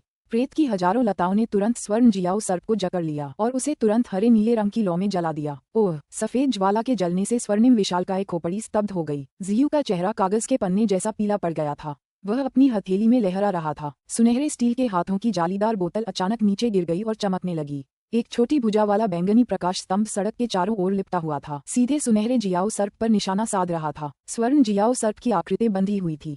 वह प्रकाश स्तंभ से टकराकर बच नहीं सका। बैंगनी प्रकाश स्तंभ ठोस होते हुए भी छोटा था। सुनहरी झांझ से टकराने पर शरीर पर कहीं एक छोटा सा काला बिंदु ही रह गया था, लेकिन वह सुनहरे जियाओ सर्प के शल्कदार शरीर पर स्पष्ट दिखाई दे रहा था। का चांग जियू के पीछे से जो जादुई हथियार निकला वह एक चीर के दाने वाली तलवार थी। वह लगभग 7-8 फीट ऊंची उठी। शरीर का बैंगनी रंग चमक उठा और 7-8 फीट लंबे बैंगनी अजगर में बदल गया। लंबे बैंगनी ड्रैगन ने चुपचाप अपना मुंह खोला, लुढ़का और सुनहरे झांझ की ओर बढ़ा। काले धब्बे पर सुनहरे प्रकाश की चपेट में आने से पहले सीधे उसमें जा टकराया। अरे! बैंगनी ड्रैगन दहाड़ते हुए पूरी ताकत से स्वर्ण जियाओ सर्प की ओर उड़ रहा था। जियू प्रसन्न हुआ, लेकिन जैसे ही उसे प्राचीन तलवार याद आई वह इतना घबरा गया कि वह हिल भी नहीं सका। जब सर्प दहाड़ता था तो उसका शरीर सुनहरी रोशनी से चमक उठता था और हवा शहर के पूरे पूर्वी हिस्से में फैल जाती थी। न केवल जियू हिल नहीं सकता था, बल्कि किंग म्यू और शहर के अन्य लोग जो भाग रहे थे वे भी हिलने में असमर्थ थे। पेंग! सुनहरे जियाओ सर्प में उलझे भूत और लताएं टूट गईं। जो खंजर बंधे नहीं थे वे तुरंत टूट गए। सुनहरे जियाओ सर्प ने किंग म्यू को काटने के लिए अपना मुंह चौड़ा किया। किंग म्यू दुखी लग रहा था और कड़वाहट से मुस्कुरा रहा था क्योंकि उसका शरीर अचानक चमक उठा। सांप चौंक गया और जल्दी से अपना सिर पीछे खींच लिया। धमाका! नीली गैस की एक विशाल लहर चारों ओर घूमी और सुनहरे जियाओ सर्प को 10 फुट पीछे धकेल दिया। यहाँ तक कि वह जगह भी खुल गई थी जो पहले कैद थी। जियू की आंखें लाल हो गईं, लेकिन वह यहाँ रुकने की हिम्मत नहीं जुटा पाया। उसका शरीर चमक उठा और वह भागने लगा। स्वर्ण जियाओ सर्प ने स्वाभाविक रूप से हार मानने से इनकार कर दिया। जैसे ही उसका शरीर लुढ़का वह एक सुनहरी रोशनी में बदल गया और उसे भगा दिया। अपनी विशाल पूंछ के एक झटके से जियू कुछ फीट पीछे उड़ चुका था। जैसे ही जियू पीछे की ओर उड़ा, लाल सुनहरी लपटों से भरे एक विशाल मुख ने जियू को अपने में समेट लिया। जियू उलझन में था, लेकिन उसने अपनी रक्षा के लिए पहले ही छोटे पीतल के टावरों की बलि दे दी थी। पीले प्रकाश के पर्दों से फैलती लपटें अभी भी असहनीय थीं। तादा! जियू को अचानक एक अजीब आवाज सुनाई दी। उसने अपना माथा ऊपर उठाया और एक पीला पिघला हुआ पदार्थ उसकी हथेली पर चिपक गया। आग की लपटों में पिघलते छोटे पीतल के टॉवर की आवाज स्पष्ट रूप से सुनी जा सकती थी। पीली रोशनी का पर्दा गायब हो गया और जियू अनिच्छा से गुर्राया क्योंकि उसे लाल सुनहरी लौ ने निगल लिया था। जब स्वर्ण जियाओ सर्प ने अपना मुंह खोला तो ज्वाला और जियू दोनों को अंदर खींच लिया गया और निगल लिया गया। सांप का आकार और आकृति अचानक सिकुड़ गई और वह एक हटे कट्टे गोरे अधेड़ उम्र के आदमी में बदल गया। उसके शरीर के सुनहरे शल्क अब टूट चुके थे, लेकिन सुनहरी रोशनी में उसकी गति नंगी आंखों से देखी जा सकती थी। उफ! बस चींटियों का एक समूह। भोजन के लिए बिल्कुल सही, गोरे आदमी ने घुरघुराते हुए खुद से कहा। एओजू ने अपने निचले होंठ चाटे और अपनी लालची निगाहें पहले से ही बर्बाद हो चुके डोंगलिन शहर की ओर घुमा दी। अध्याय 438 शत्रु मृत्यु तक। अनुवादक एंडलेस फैंटेसी अनुवाद संपादक एंडलेस फैंटेसी अनुवाद। यान साम्राज्य वह स्थान था जहाँ काले दानव संप्रदाय का शिखर निवास करता था। दोपहर का समय था और सूरज चमक रहा था, लेकिन ब्लैक डेमन की चोटी हल्के काले कोहरे में लिपटी हुई थी, जिससे पहाड़ की चोटी पर एक विशाल काला बादल बन गया था। दूर से देखने पर ब्लैक डेमन की चोटी के बादल 13 विशाल मशरूम जैसे दिखते थे। काले बादल ने जमीन पर एक बड़ी परछाई डाल दी थी। पहाड़ की तलहटी से पहाड़ की चोटी पर स्थित अजीब सी चोटी पर हल्के से कालेपन की एक परत और अस्पष्टता का आभास हो रहा था। 13 चोटियों के नीचे काले दानव संप्रदाय के अनुयायी इस दृश्य को देखने के लिए चहल पहल में थे। स्वाभाविक रूप से उन्हें जरा भी चिंता नहीं थी और वे अपना काम करते रहे। काले दानव संप्रदाय के अनुयायियों की संख्या पहले की तुलना में बढ़ गई थी। ऐसा लग रहा था कि अच्छी प्रगति हुई है। 13वें पील के तल पर एक गुप्त अटारी बनाई गई थी। अटारी मानो बहुत समय से वीरान पड़ी थी। खिड़कियां और दरवाजे अब मकड़ी के जाले से ढक गए थे और पहाड़ों से जुड़ने वाली पत्थर की सीढ़ियां अब लगभग इंसान जितनी ऊंची घास से ढकी हुई थीं। साफ था कि बहुत समय से यहाँ किसी ने कदम नहीं रखा था। तभी अटारी में घुटनों के बल बैठी एक नीली आकृति दिखाई दी। वह कोई और नहीं बल्कि शी म्यू ही था। यह वही जगह थी जहां युवा मास्टर जू रहा करते थे। उनके निधन के बाद काले दानव संप्रदाय को समझ नहीं आया कि इसके साथ क्या किया जाए, इसलिए उन्होंने इसे छोड़ दिया। 10 दिन से भी अधिक समय पहले शी म्यू चुपचाप यहाँ आ गया था। काले दानव संप्रदाय के किसी भी व्यक्ति को इसकी जानकारी नहीं थी। युवा मास्टर जू की यह प्राचीन इमारत निर्जन थी और इसलिए उनके लिए कुछ दिनों तक यहाँ रहना ठीक था। जैसे ही हवा में सूर्य की रोशनी का सार उसके शरीर में एकत्रित हुआ, शी म्यू ने खुद को गले लगा लिया। अपने सपनों में शी म्यू एक सफेद वानर में बदल गया था। एक खतरनाक चोटी पर एक मीनार के शिखर पर किसी अजीब मुद्रा में दुबका हुआ। उसका शरीर बादलों से भरा हुआ था, मानो किसी परिलोक में हो। आकाश के बीचों बीच सफेद बादल लहरा रहे थे और सूरज के चारों ओर चमक रहे थे। सुनहरी रोशनी बीच से होकर सफेद शरीर में फैल रही थी। सफेद बंदर के फर पर सोने और चमक की परत चढ़ाई गई थी। जैसे जैसे समय बीतता गया, सफेद बालों पर सुनहरी रोशनी और अधिक चमकदार होती गई। तभी अचानक परिवर्तन हुआ। अचानक बड़ी संख्या में सफेद बादल उनके बीच आ गए, जिससे सूर्य का प्रकाश अवरुद्ध हो गया और शांत आकाश अचानक अंधेरा हो गया। आश्चर्य की बात यह थी कि सफेद बादलों की सतह हल्की सुनहरी थी। जैसे ही सफेद वानर अचानक हुए बदलाव से चकित हुआ, बड़े बड़े सफेद बादल आपस में हिलने लगे और हवा से दो बड़ी सुनहरी आंखें उभर आईं। उन्होंने नीचे सफेद वानर को जहरीली निगाहों से देखा। श्वेत वानर के शरीर के भीतर शिम्यू को एक बड़ा झटका महसूस हुआ। इस पल उसे बस यही महसूस हो रहा था कि वह जंगली जानवर उसे घूर रहा है।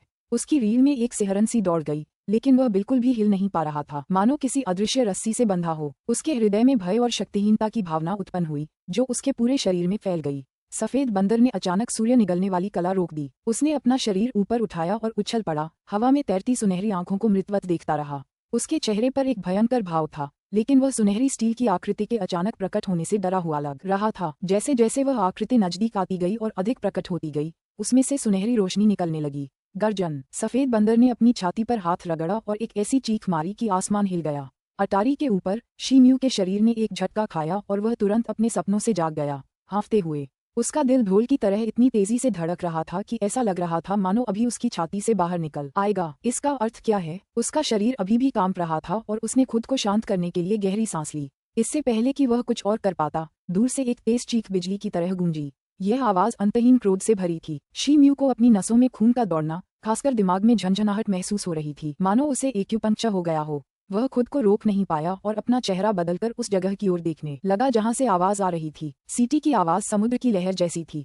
पल भर में काले दानव का शिखर ढंक गया। सीटी की आवाज बहरा कर देने वाली थी। जैसे ही काले दानव संप्रदाय के अनुयायियों ने उसे सीधे सुना, उनके कानों से खून बहने लगा और वे गिर पड़े, ये समझ ही नहीं पाए कि वे जीवित हैं या नहीं। जो बुजुर्ग हो तियान के स्तर से ऊपर थे, उन्हें खून की खांसी होने लगी और वे जमीन पर गिर पड़े। उनके चेहरे पर भय और अकल्पनीयता साफ दिखाई दे रही थी। पहली चोटी के मुख्य हॉल में काली रोशनी की एक किरण निकली और काले वस्त्र पहने एक अधेड़ व्यक्ति प्रकट हुआ। ये काले दानव संप्रदाय का महान बुजुर्ग जिनजी था। इस समय जिनजी की आंखें चमक उठी और काली रोशनी अंदर आने लगी। ये है। वह भ्रमित हो गया जब उसने उस दिशा की ओर देखा जहां से सीटी आई थी। पहाड़ की 13वीं चोटी पर शिम्यू ने दूर से देखा तो अचानक आसमान से एक सुनहरी रोशनी उभरी। वह बिजली की अद्भुत गति से तेजी से आए और चली गई। इससे पहले कि सभी नीचे आते, शिम्यू के सामने आकाश चमक उठा और पतली हवा से विशाल सुनहरी आंखों का एक जोड़ा उभर आया। सुनहरे स्टील की आकृति ने मुड़कर शिम्यू की ओर देखा। उसकी आंखें दुख और हत्या की इच्छा से भरी थीं। उसकी आंखें 5 झीलों और समुद्रों के पानी की प्रतिबिंब थीं। ये बिल्कुल वैसी ही थी जैसी इस समय सुनहरे स्टील की आकृति की थी। शिम्यू के हाव भाव फिर बदल गए, लेकिन अगले ही पल वह फिर से सपने में खो गया। वह बिल्कुल भी हिल नहीं पा रहा था, जिससे वह डरा हुआ और चिंतित था। उसकी रगों में अचानक खून उबल पड़ा, जैसे उसके शरीर के हर कोने से जलन उठ रही हो और उसके अंगों पर टूट पड़ रही हो। एक अदृश्य शक्ति ने उसे जकड़ लिया था। उसकी बची खुची ताकत भी लगभग खत्म कर दी थी। शिम्यू ने एक जोरदार सीटी जैसी आवाज निकाली। यह इतनी तेज थी कि पल भर में काले दानव की 13 चोटियों तक फैल गई, जिससे वे सभी जाग गए जो पहले गहरी नींद में थे। सीटी बजने के बाद शिम्यू के अंदर एक कर्कश ध्वनि हुई। उसकी मांसपेशियां उभर आईं और उसका शरीर फूल गया। उसकी सतह सफेद सुई जैसे बालों से ढक गई। पलक झपकते ही शिम्यू एक सफेद बंदर में बदल गया जो 20 या 30 फीट लंबा था। सफेद बंदर की सुनहरी पुतलियों से 2 सुनहरी रोशनियां निकलीं, लेकिन ये पिछले हिंसक क्रोध नियंत्रण से बिल्कुल अलग था। इस बार शिम्यू ने अपना होश नहीं खोया, बल्कि जागता रहा।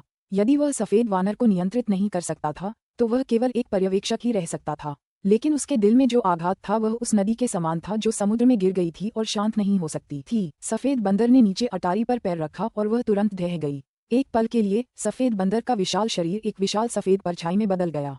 सफेद वानर ऊपर उड़ गया और शिम्यू को अपने सामने सुनहरी रोशनी चमकती हुई महसूस हुई। अगले ही पल सफेद वानर के विशाल शरीर पर एक भयानक अदृश्य शक्ति का प्रहार हुआ और वह पीछे की ओर पहाड़ की ओर उड़ गया। गड़गड़ाहट। 100 फुट से भी ऊंचा वह पर्वत कमर से सीधा टूट गया और अनगिनत पत्थर लुढ़ककर पर्वत की ओर आ गए। सौभाग्य से ये पर्वत शिखर काले दानव के 13वें शिखर का मुख्य शिखर नहीं था, क्योंकि वहां बहुत अधिक शिष्य नहीं थे। हालांकि ये दृश्य ब्लैक डेमन्स के बुजुर्गों और शिष्यों ने अपनी आंखों से देखा था। वे पूरी तरह स्तब्ध थे। ये स्पष्ट था कि उन्हें इस बात का कोई अंदाजा नहीं था कि काले दानव की 13वीं चोटी पर कौन सा राक्षस रहता है। अदृश्य हमले से सफेद बंदर की छाती पर कुछ गहरे जख्म हो गए थे। जख्म से खून की एक मोटी परत बहने लगी और उसकी छाती लाल गाढ़े खून से रंग गई। सफेद बंदर बहुत क्रोधित हुआ और उसने धीमी आवाज में कराहना शुरू कर दिया। जख्मों के पास सफेद रोशनी की एक परत उभरी और खून तेजी से रुक गया। वह इतनी तेजी से भरने लगा कि नंगी आंखों से दिखाई नहीं दे रहा था। कई सांसों के बाद वो भयानक निशान कई हल्के लाल निशानों में बदल गए। सफेद बंदर के भीतर शिम्यू ने आह भरी और आगे की ओर देखा। उसका चेहरा बदल गया। उसके ठीक सामने एक अधेड़ उम्र का आदमी सुनहरे लबादे में खड़ा था। उसके बाल सुनहरे थे, उसकी मूंछें और भौहें भी सुनहरी थीं। उसका चेहरा लोहे की तरह ठंडा और बेजान था। सफेद वानर की तुलना में उसका आकार दयनीय रूप से छोटा था, लेकिन उसके पूरे शरीर में सफेद वानर की तुलना में एक जंगली और गर्वित भाव था। उस आदमी के हाथ बड़े थे और उनके पंजे सुनहरे ड्रैगन जैसे थे जो धातु की चमक से चमक रहे थे। ऐसा लग रहा था कि सफेद बंदर पर घाव ड्रैगन के पंजों से बने थे। सफेद बंदर के शरीर के अंदर शिम्यू के विचार घूम रहे थे। सुनहरे वस्त्र पहने उस अधेड़ उम्र के आदमी की आकृति से उसे एक विशाल स्वर्णिम बार्ड ड्रैगन की परछाई धुंधली सी दिखाई दे रही थी। उसने अपने जीवन में ऐसा संयोजन सिर्फ 2 बार ही देखा था। यह 9 सिरों वाला गोल्डन फ्लड ड्रैगन है। नहीं, यह अपने शरीर जैसा नहीं हो सकता। वह चौंक गया, लेकिन तुरंत ही उस अधेड़ उम्र के आदमी की पहचान समझ गया। यद्यपि उस आदमी की सांस तेज थी, फिर भी वह स्वर्ग श्रेणी की थी। शिम्यू के विचारों में डूबे हुए सफेद वानर ने अपना मुंह जोर से तोड़ा और पूरी ताकत से दहाड़ा। उसकी मोटी मजबूत भुजा इतनी जोर से बैठी कि पहाड़ टूटकर आधा रह गया। सफेद वानर उड़कर सुनहरे वस्त्र पहने आदमी की ओर झपटा। उसका शरीर बर्फीले सफेद पर्वत शिखर जितना ऊंचा था, जिससे एक बड़ी छाया बन गई जिसने उस आदमी को ढक लिया। मुझे पता था कि तुम इतनी आसानी से नहीं मरोगे, चोगा पहने आदमी ने अपने चेहरे पर एक सघन भाव लिए कहा। उसकी आवाज पहाड़ के चेहरे जितनी ठंडी थी। वह तुरंत भावशून्य भाव से सफेद बंदर पर टूट पड़ा। उसका दाहिना हाथ आगे बढ़ा और उसके हाथ से सुनहरी रोशनी का एक बड़ा टुकड़ा निकला और पानी की लहर की तरह लुढ़क गया। पलक झपकते ही एक विशाल सुनहरा बवंडर बन गया, जिसने सफेद वानर के विशाल शरीर को रोक लिया, जिससे उसका आगे बढ़ना असंभव हो गया। सफेद बंदर भड़क उठा और उसका शरीर दमक उठा। उसके हाथ पैर हिल रहे थे और लात मार रहे थे। घने ताड़ के पेड़ की परछाइयां तूफान की तरह गिर रही थीं, सुनहरी हवा के स्तंभ पर बरस रही थीं। स्तंभ हिल रहा था, लेकिन टूटा नहीं। वह तेजी से ऊपर उठता रहा और सफेद विशालकाय वानर उसके अंदर फंस गया। सुनहरे वस्त्र पहने मध्यम आयु वर्ग के व्यक्ति के चेहरे पर एक धूर्त मुस्कान थी, और जैसे ही उसका बायां हाथ चला, सुनहरी रोशनी उसके हाथ में एकत्रित हो गई और एक सुनहरे युद्ध भाले में परिवर्तित हो गई। मार डालो! सुनहरे वस्त्र पहने मध्यम आयु वर्ग के आदमी ने चिल्लाकर हाथ हिलाया। सुनहरा युद्ध भाला सुनहरे धागे में बदल गया और कांटों की चमक सफेद बंदर की छाती में धंस गई। जहां से भी वह गुजरता, वहां का खालीपन एक काली रेखा से भर जाता। श्वेत वानर की आंखों में एक सुनहरी रोशनी चमक उठी और वह धधकती हुई श्वेत लौ में जलने लगा। आग की लपटें विशाल श्वेत वानर पर टूट पड़ीं और सुनहरे वायु स्तंभ पर इंद्रधनुष चमक उठा। धमाका! श्वेत ज्वाला के आगे पवन स्तंभ कमजोर हो गया। अब वह 2 टुकड़ों में टूटकर ढह गया। सफेद बंदर ने अपने दोनों हाथों से भाले के सिरे पकड़ लिए और हथियार को तोड़ दिया। अध्याय 439 बेहीमुथों का संघर्ष। अनुवादक एंडलेस फैंटेसी अनुवाद संपादक एंडलेस फैंटेसी अनुवाद। आदमी का चेहरा काला पड़ गया। उसे कुछ भी करने का मौका न देते हुए विशालकाय सफेद बंदर के बाएं हाथ की लपटें आकार में बढ़ गईं और उनके गहरे जलते हुए केंद्र से लपटों के कई सफेद अजगर बाहर निकले। सुनहरे वस्त्र पहने हुए वह व्यक्ति इन सफेद ज्वाला अजगरों से काफी भयभीत लग रहा था। जैसे जैसे वह उन्मत्त होकर पीछे हट रहा था, उसका वस्त्र हवा से फूल रहा था, जबकि सुनहरे प्रकाश की किरणें उसके हाथ में एकत्रित हो रही थीं, तथा वे एकत्रित होकर एक सुनहरे भाले का रूप ले रही थीं। उसकी कलाई फड़की और हथियार एक बड़े खिले हुए सुनहरे पोस्ता की तरह भाले की छायाओं के घने समूह में धुंधला हो गया, जो आसानी से हर एक सफेद ज्वाला अजगर को विक्षेपित कर रहा था। उनके विनाशकारी संकल्प के बावजूद उन्हें दूर रख रहा था। सफेद वानर और सुनहरे वस्त्रधारी आदमी दोनों ही अपनी प्रतिक्रियात्मक क्रियाओं में बेहद तेज थे और अपनी पार्श्विक शक्ति से एक बार भी समझौता नहीं किया। ये बात लकवाग्रस्त शिम्यू को भी समझ में आ गई, जो सफेद वानर की नजरों से ये सब देख रहा था। उसने माना कि इस लड़ाई में खुद कमान संभालने के बजाय लकवाग्रस्त होकर खुद को इस लड़ाई में शामिल कर लेना बहुत बड़ी खुशकिस्मती थी, क्योंकि अगर उसे ही इस सुनहरे वस्त्रधारी आदमी से लड़ना होता तो वह इतनी देर तक टिक नहीं पाता। शिम्यू का बायां हाथ एक शक्तिशाली प्रहार कर सकता था, लेकिन वह किसी स्वर्गीय शक्ति संपन्न व्यक्ति के एक ही मुक्के के समान होता। हालांकि उनके प्रतिद्वंद्वी की स्थिति संभवतः पहले से ही इससे ऊपर थी। यह वह क्षण था जब विशालकाय सफेद बंदर ने अपना मुंह चौड़ा करके खोला और उसकी आंखें सोने की चमक से चमक उठीं। ब्लरम! उसके मुंह से एक डिस्क के आकार की शुद्ध श्वेत ज्वाला निकल रही थी। ये चमकदार और आकर्षक थी, लेकिन बिल्कुल भी अंधा करने वाली नहीं, और न ही इससे किसी प्रकार की ऊष्मा निकल रही थी। ये बहुत तेज थी, जैसे कोई टूटता हुआ तारा रात के आकाश को चीरता हुआ निकल रहा हो, और इसकी गति केवल एक तिरछी मेहराब के रूप में दिखाई दे रही थी। इससे पहले कि यह सुनहरे वस्त्र पहने आदमी के चारों ओर भाले की परछाइयों के समूह से टकराती। भाले जैसी परछाइयों का सुनहरा समूह सफेद लौ से टकराते ही तुरंत बिखर गया, और यह यहीं नहीं रुका। सफेद लौ अब सुनहरे वस्त्र पहने उस आदमी को भस्म करने के लिए आगे बढ़ रही थी। उसने अपनी दोनों बाहें छाती के सामने क्रॉस करके रख लीं और अपने हाथों को 2 सुनहरी रोशनियों से रोशन कर लिया, जो एक दूसरे को काटकर जाल बना रही थीं।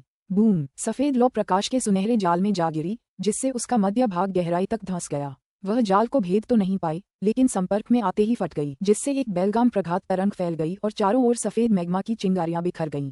विस्फोटक बल के सटीक प्रहार से सुनहरे वस्त्र वाला व्यक्ति पीछे की ओर धकेल दिया गया तथा उसके मुंह से थोड़ा सा सुनहरा रक्त निकला। हालांकि सुनहरे जाल ने सफेद मैग्मा का ज्यादातर हिस्सा रोक लिया था, फिर भी कुछ मैग्मा निकलकर उसके शरीर पर गिर पड़े। एक भयानक भिनभिनाहट हुई और उसका चोगा फट गया। विशालकाय सफेद वानर ने ये देखते ही एक उत्तेजित चीख मारी और बिजली की तरह दुश्मन की ओर झपटा। उसके बाएं हाथ की ज्वाला धधक उठी और सफेद ज्वाला की एक विशाल तलवार में बदल गई और फिर उसे सुनहरे वस्त्र पहने उस आदमी पर घुमाया जो अभी भी हवा में पीछे की ओर गति कर रहा था। उस आदमी की आंखें सुनहरी चमक से चमक उठीं और फिर उसके शरीर से एक चमकदार किरणें फूट पड़ीं जिसने उसके पूरे शरीर को डुबो दिया। एक पल में वह आदमी एक विशाल सुनहरे सूरज में बदल गया। सूर्य के भीतर से एक भयंकर दहाड़ निकली जिससे पृथ्वी और आकाश हिलने लगे। चकाचौंध कर देने वाली सुनहरी रोशनी में सुनहरे वस्त्र पहने हुए आदमी की आकृति लंबी होकर लगभग 20 या 30 गज लंबे सुनहरे जियाओ ड्रैगन में बदल गई। अब यह विशालकाय सफेद वानर के आकार के बराबर हो गई थी। उसका पूरा शरीर चमकदार सुनहरे शल्कों से ढका हुआ था। उसके भयानक सुनहरे पंजे, जो एक डरावनी चमक बिखेर रहे थे, कई फुट लंबे थे और उसके हर पंजे सुनहरे ब्लेड जैसे थे जो धातु को मक्खन की तरह चीर सकते थे। सिर पर एक सुनहरा सींग था जो ठंडी कपकपा देने वाली रोशनी बिखेर रहा था, जबकि उसकी नाक से सुनहरी लपटें निकल रही थीं। कुछ मिलीसेकंड के भीतर अपना रूपांतरण पूरा करते हुए सुनहरे जियाओ ड्रैगन ने क्रोधित दहाड़ लगाए। उसका शरीर बाएं से दाएं लहरा रहा था जबकि उसके पंजे सुनहरे रोशनी में फैल गए और वह विशालकाय सफेद बंदर और उसकी सफेद ज्वाला तलवार की ओर झपटा। बूम! सुनहरे पंजे सफेद लपटों वाली तलवार से टकराए जिसके परिणामस्वरूप लगभग 10 गज के एक वर्ग मील में सोने और सफेद रंग का विस्फोट हुआ। तभी प्रकाश में दो विशालकाय आकृतियां कुछ कदम पीछे हटीं, जो स्पष्टतः अपनी अंतिम टक्कर में क्रूर बल से बंधी हुई थीं। लेकिन अगले ही क्षण दोनों विशालकाय प्राणियों के मुंह से एक बार फिर दो अलग अलग चीखें निकलीं, जिससे एक और सीधी टक्कर का संकेत मिला। बूम! सफेद लपटों और सुनहरी रोशनी के छल्ले ज्वार की लहरों की तरह चारों तरफ बिखर गए। बिजली कड़कने पर हवा गड़गड़ाहट से भर गई। साथ ही बीच बीच में खून जमा देने वाली चीखें भी सुनाई दी, मानो अंतरिक्ष चीर-फाड़ हो रहा हो। काले दानव संप्रदाय के दूसरे पहाड़ पर खड़े होकर उनके चेहरे पर भय का भाव लिए संप्रदाय के कुछ बुजुर्ग लोग पास ही कांप रहे थे। हवा में दो विशालकाय जीवों की भीषण लड़ाई देखने वालों में काले दानव संप्रदाय का नेता भी शामिल था। विशालकाय सफेद वानर और सुनहरे जियाओ ड्रैगन दोनों ने इतनी भयावह शक्ल बना रखी थी कि दूर से भी वे उससे बच नहीं पा रहे थे, जिससे वे अनजाने में ही कांप उठे और उनकी घबराहट बढ़ गई। युद्ध की तीव्रता ने उनकी सबसे बड़ी उम्मीदों पर पानी फेर दिया था। अगर वे और पास होते तो शायद वे सभी पहले ही अज्ञात हताहतों में बदल चुके होते। तभी एक कड़क आवाज आकाश को चीरती हुई निकली। पहले पहाड़ से एक काली रोशनी का तीर उड़कर उनकी आंखों के सामने आ गिरा। वह महान बुजुर्ग जिनजी थे, ग्रेट महान बुजुर्ग। उन्हें पहचानकर कुछ लोग तुरंत उनका अभिवादन करने के लिए दौड़े। ऐसी विपत्ति के सामने ये लोग पहले से ही अपनी जमीन की सारी समझ खो चुके थे, लेकिन उनके महान बुजुर्ग का दर्शन उनके मन में परिचितता का एक अनुरूप शॉट था। जिनजी ने हाथ हिलाकर मना कर दिया, ये सामान्य अभिवादन का समय नहीं है। महान बुजुर्ग, अगर ये दो राक्षस इसी तरह अपनी लड़ाई जारी रखते हैं तो मुझे हमारे पहाड़ों के लिए डर है। लड़ाई को देख रहे बुजुर्गों में से एक ने हिचकिचाते हुए अपनी चिंता व्यक्त की। एल्डर जी और एल्डर फैंग, उन लोगों को अपने साथ ले जाए जो अभी तक स्थिर नहीं हुए हैं और उन शिष्यों को सुरक्षित स्थान पर ले जाए जो बेहोश हो गए थे। जिनजी ने तुरंत आदेश दिया। समझा। बैंगनी वस्त्र पहने एक व्यक्ति और हरे वस्त्र पहने एक अन्य व्यक्ति ने तुरंत उसका उत्तर दिया और फिर मुड़कर क्षितिज की ओर भाग गए। जिनजी ने आगे कहा, बुजुर्ग लिन, एल्डर वांग, आप दोनों हमारे सबसे महत्वपूर्ण क्षेत्रों को युद्ध के झटकों से बचाने के लिए संप्रदाय के हर हिस्से में हर एक सुरक्षात्मक उपाय शुरू करते हैं। अन्य दो बुजुर्गों ने भी सकारात्मक उत्तर देकर भाग गए। ठीक इसी तरह जैसे ही महान बुजुर्ग ने विभिन्न आदेश जारी किए, काले दानव संप्रदाय के बुजुर्ग व्यस्त हो गए। सौभाग्य से संप्रदाय ने इन वर्षों में पर्याप्त जनशक्ति एकत्र कर ली थी, इसलिए उन्हें हर एक बेहोश शिष्य को सुरक्षित स्थान पर पहुंचाने में बहुत कम समय लगा। सभी 13 पर्वतों के सबसे महत्वपूर्ण क्षेत्र, जैसे कि उनका पुस्तकालय, सुरक्षात्मक मंत्रों के आरंभ होते ही चमकने लगे। महान बुजुर्ग पर्वत की चोटी पर खड़े होकर दूर से हवा में दो विशालकाय आकृतियों को देख रहे थे। उनकी आंखें चिंतनशील चमक में डूबी हुई प्रतीत हो रही थीं। महान बुजुर्ग, ये दो राक्षस क्या हैं? ये अचानक यहाँ क्यों आ गए? संप्रदाय का नेता उनकी ओर बढ़ा और उन्होंने पूछा। दुर्भाग्य से मुझे जरा भी अंदाजा नहीं है। उनकी शक्तियाँ स्वर्ग श्रेणी से भी परे होंगी। मुझे डर है कि मैं उनके सामने कुछ भी नहीं हूँ। जिनजी ने सिर हिलाते हुए उत्तर दिया। स्वर्ग पद, नेता और अन्य बुजुर्गों ने आश्चर्यचकित होकर चिल्लाया। उनके लिए पृथ्वी स्तर का एक शक्तिशाली प्राणी ही उनके सम्मान की मांग करने के लिए पर्याप्त था, केवल इसलिए कि पूरे प्रायद्वीप, 3 राज्यों और 7 संप्रदायों में पहले कभी कोई स्वर्ग स्तर का प्राणी नहीं था। जिनजी की आंखें चमक उठीं जब उसने उन दो राक्षसों को देखा। उसके विचार अथाह थे। हवा में लटके विशालकाय सफेद वानर और सुनहरे जियाओ ड्रैगन की लड़ाई और भी ज्यादा खतरनाक और बेताब हो गई। सफेद वानर के शरीर में बंद शी म्यू बस डर के मारे देख रहा था। अपने रूपांतरण के बाद सुनहरा जियाओ ड्रैगन और भी ज्यादा शक्तिशाली हो गया था। उसके पंजे इतने तीखे थे कि वे किसी भी उच्च स्तरीय राजसी पोशाक से टक्कर ले सकते थे, जबकि उसकी पूंछ में पहाड़ गिराने जैसी ताकत थी। सबसे बुरी बात ये थी कि उसके माथे से निकला एक सींग सुनहरी किरणें छोड़ता था जो लगभग किसी भी चीज को भेद सकती थी। विशालकाय सफेद वानर में भले ही अपार पाश्विक शक्ति हो, लेकिन सुनहरे जियाओ ड्रैगन से मुकाबला करने लायक विविधता और तकनीकें उसके पास बहुत कम थीं।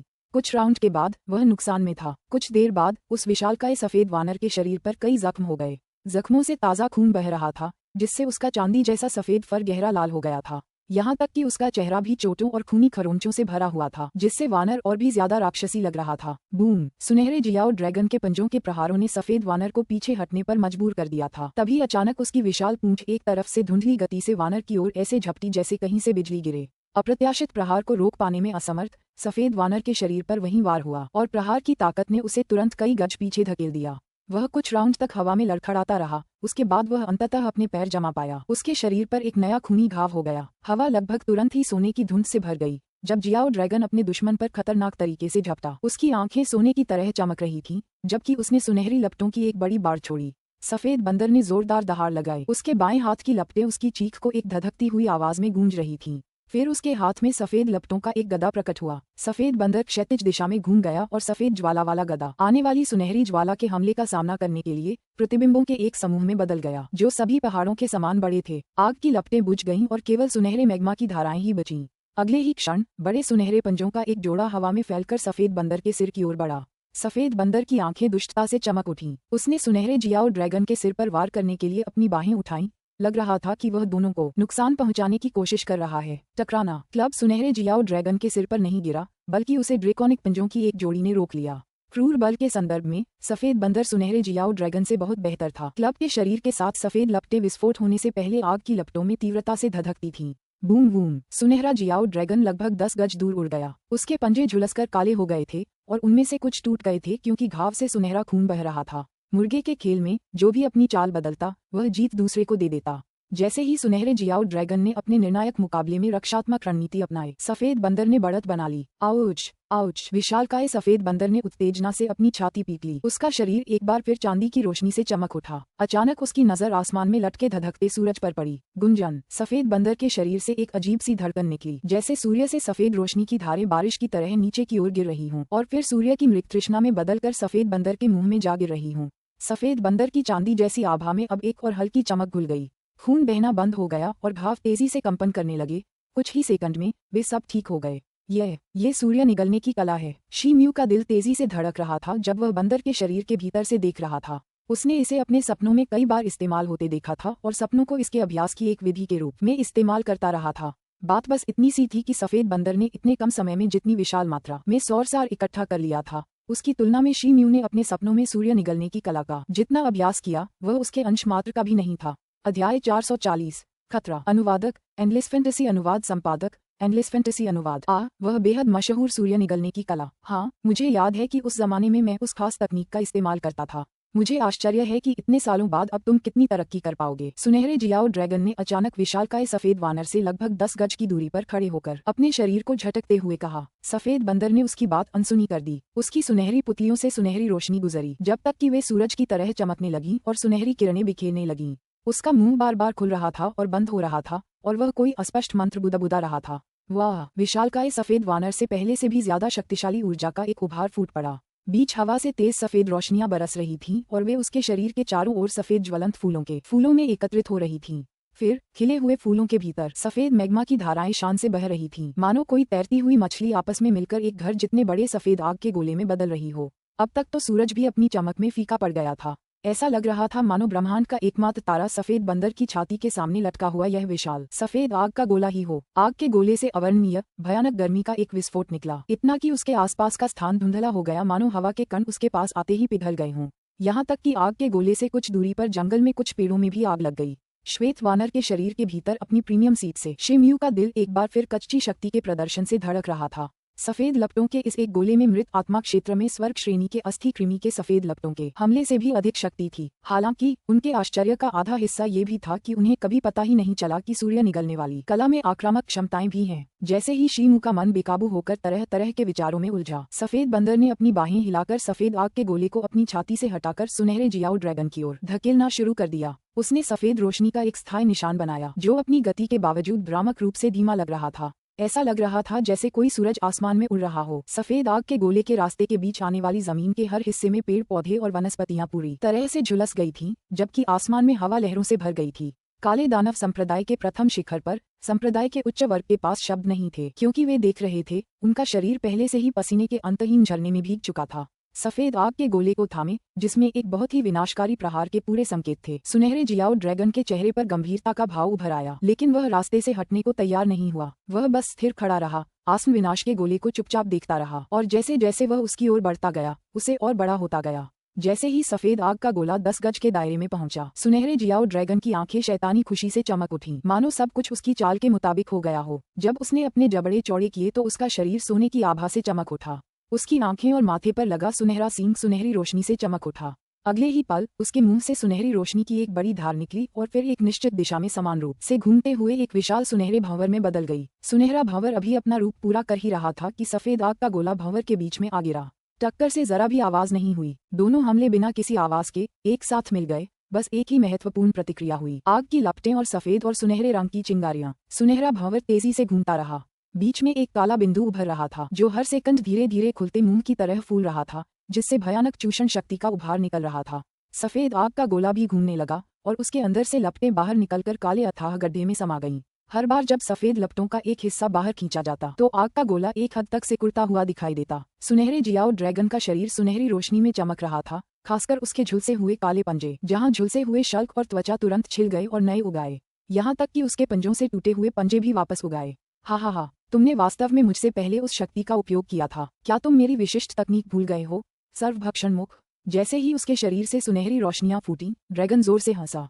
उसने अपनी बढ़ी हुई गति का प्रदर्शन करते हुए अपना शरीर हिलाया और फिर उस विशालकाय सफेद वानर पर झपटा। क्रोधित होकर बंदर ने जोर से दहाड़ लगाई और सफेद लपटों की छड़ को तेजी से चक्र की तरह घुमाया। धुंधलेपन के साथ वह सुनहरे जियाओ ड्रैगन की ओर तेजी से बढ़ा और फिर हाथापाई में उलझ गया।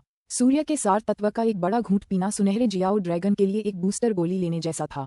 न सिर्फ उसके घाव पूरी तरह भर गए, बल्कि उसने अपनी ताकत और शक्ति भी बढ़ा ली। उसके पंजों पर हर नोक से सुनहरी किरणों की एक क्रिस्टल जैसी चमक निकल रही थी, जिसने उन्हें इतनी शक्ति प्रदान की कि वे अब सफेद वानर की लपटों की भयानक शक्ति के दबाव में नहीं टूटते थे। दोनों विशालकाय जानवर आपस में जोरदार तरीके से गले मिले और एक दूसरे को हवा में ही दूर धकेल दिया।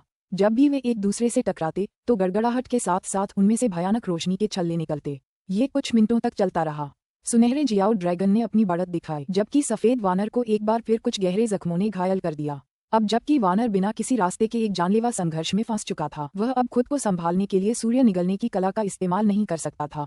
यहाँ तक कि उसके शरीर पर हल्की सी चांदी जैसी चमक भी खत्म होने लगी थी। दहाड़! श्वेत वानर की आंखों में एक भयावह प्रकाश की चिंगारी चमकी और अचानक उसके भीतर आवश्यक रक्त का प्रवाह 10 गुना बढ़ गया। सफेद बंदर के अंदर होने के कारण शी म्यू उसके शरीर में हो रहे बदलाव को महसूस कर सकता था। वह भौंचक्का रह गया। तभी सफेद बंदर के भीतर से एक तेज आवाज आई, जिसने धधकती सफेद लपटों को रक्त लाल रंग में रंग दिया। जैसे जैसे लपटें दहाड़ती रहीं, उसका विशालकाय शरीर अचानक सिकुड़ गया और हालांकि वह छोटा तो नहीं हुआ, पर बहुत ज्यादा दुबला जरूर हो गया। जैसे जैसे उसकी घातक मुद्रा बढ़ती गई, उसके शरीर के घाव भी जल्दी भर गए। सुनहरी जियाओ ड्रैगन की आंखों से एक क्रूर चमक निकली। सफेद वानर द्वारा जादू करने के क्षण को एक अवसर समझकर उसने अपना शरीर सफेद वानर के चारों ओर लपेट लिया और अपने विशाल पंजे को धुंधले ढंग से लहराते हुए सफेद वानर की छाती पर पंजे जैसी कुछ किरणें फेंक दी। ऐसा लग रहा था मानो पंजे ने किसी कांसे की दीवार की सतह को खरोंच दिया हो। बंदर की त्वचा पर कोई हल्का सा घाव भी नहीं हुआ था, सिर्फ कुछ हल्के लाल खरोंचे ही पड़े थे। सुनहरा जियाओ ड्रैगन चौंक गया।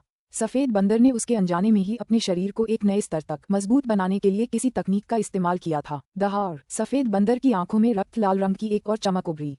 उसकी मुठियां अचानक धुंधली पड़ गईं। उस समय छाया मुठियों का एक घना समूह हवा में लाल रंग की झलक के साथ एक सफेद लहर प्लेट की तरह दिखाई दिया, जो सुनहरे जियाओ ड्रैगन की ओर झुंड में बढ़ रहा था। सोने और लोहे के बीच टकराव की कोलाहल हवा में फैल गई। सुनहरा जियाओ ड्रैगन तुरंत हवा में उछला और कई सौ गज तक उस जगह से भागा, फिर रुका। उसके पेट के नीचे मुट्ठी के आकार के जख्म थे, लेकिन फिर भी उनमें से सिर्फ एक ही दिखाई दे रहा था। उस एक जख्म पर ड्रैकोनिक शल्क टूटकर बिखर गए थे और हल्का सुनहरा खून बह रहा था।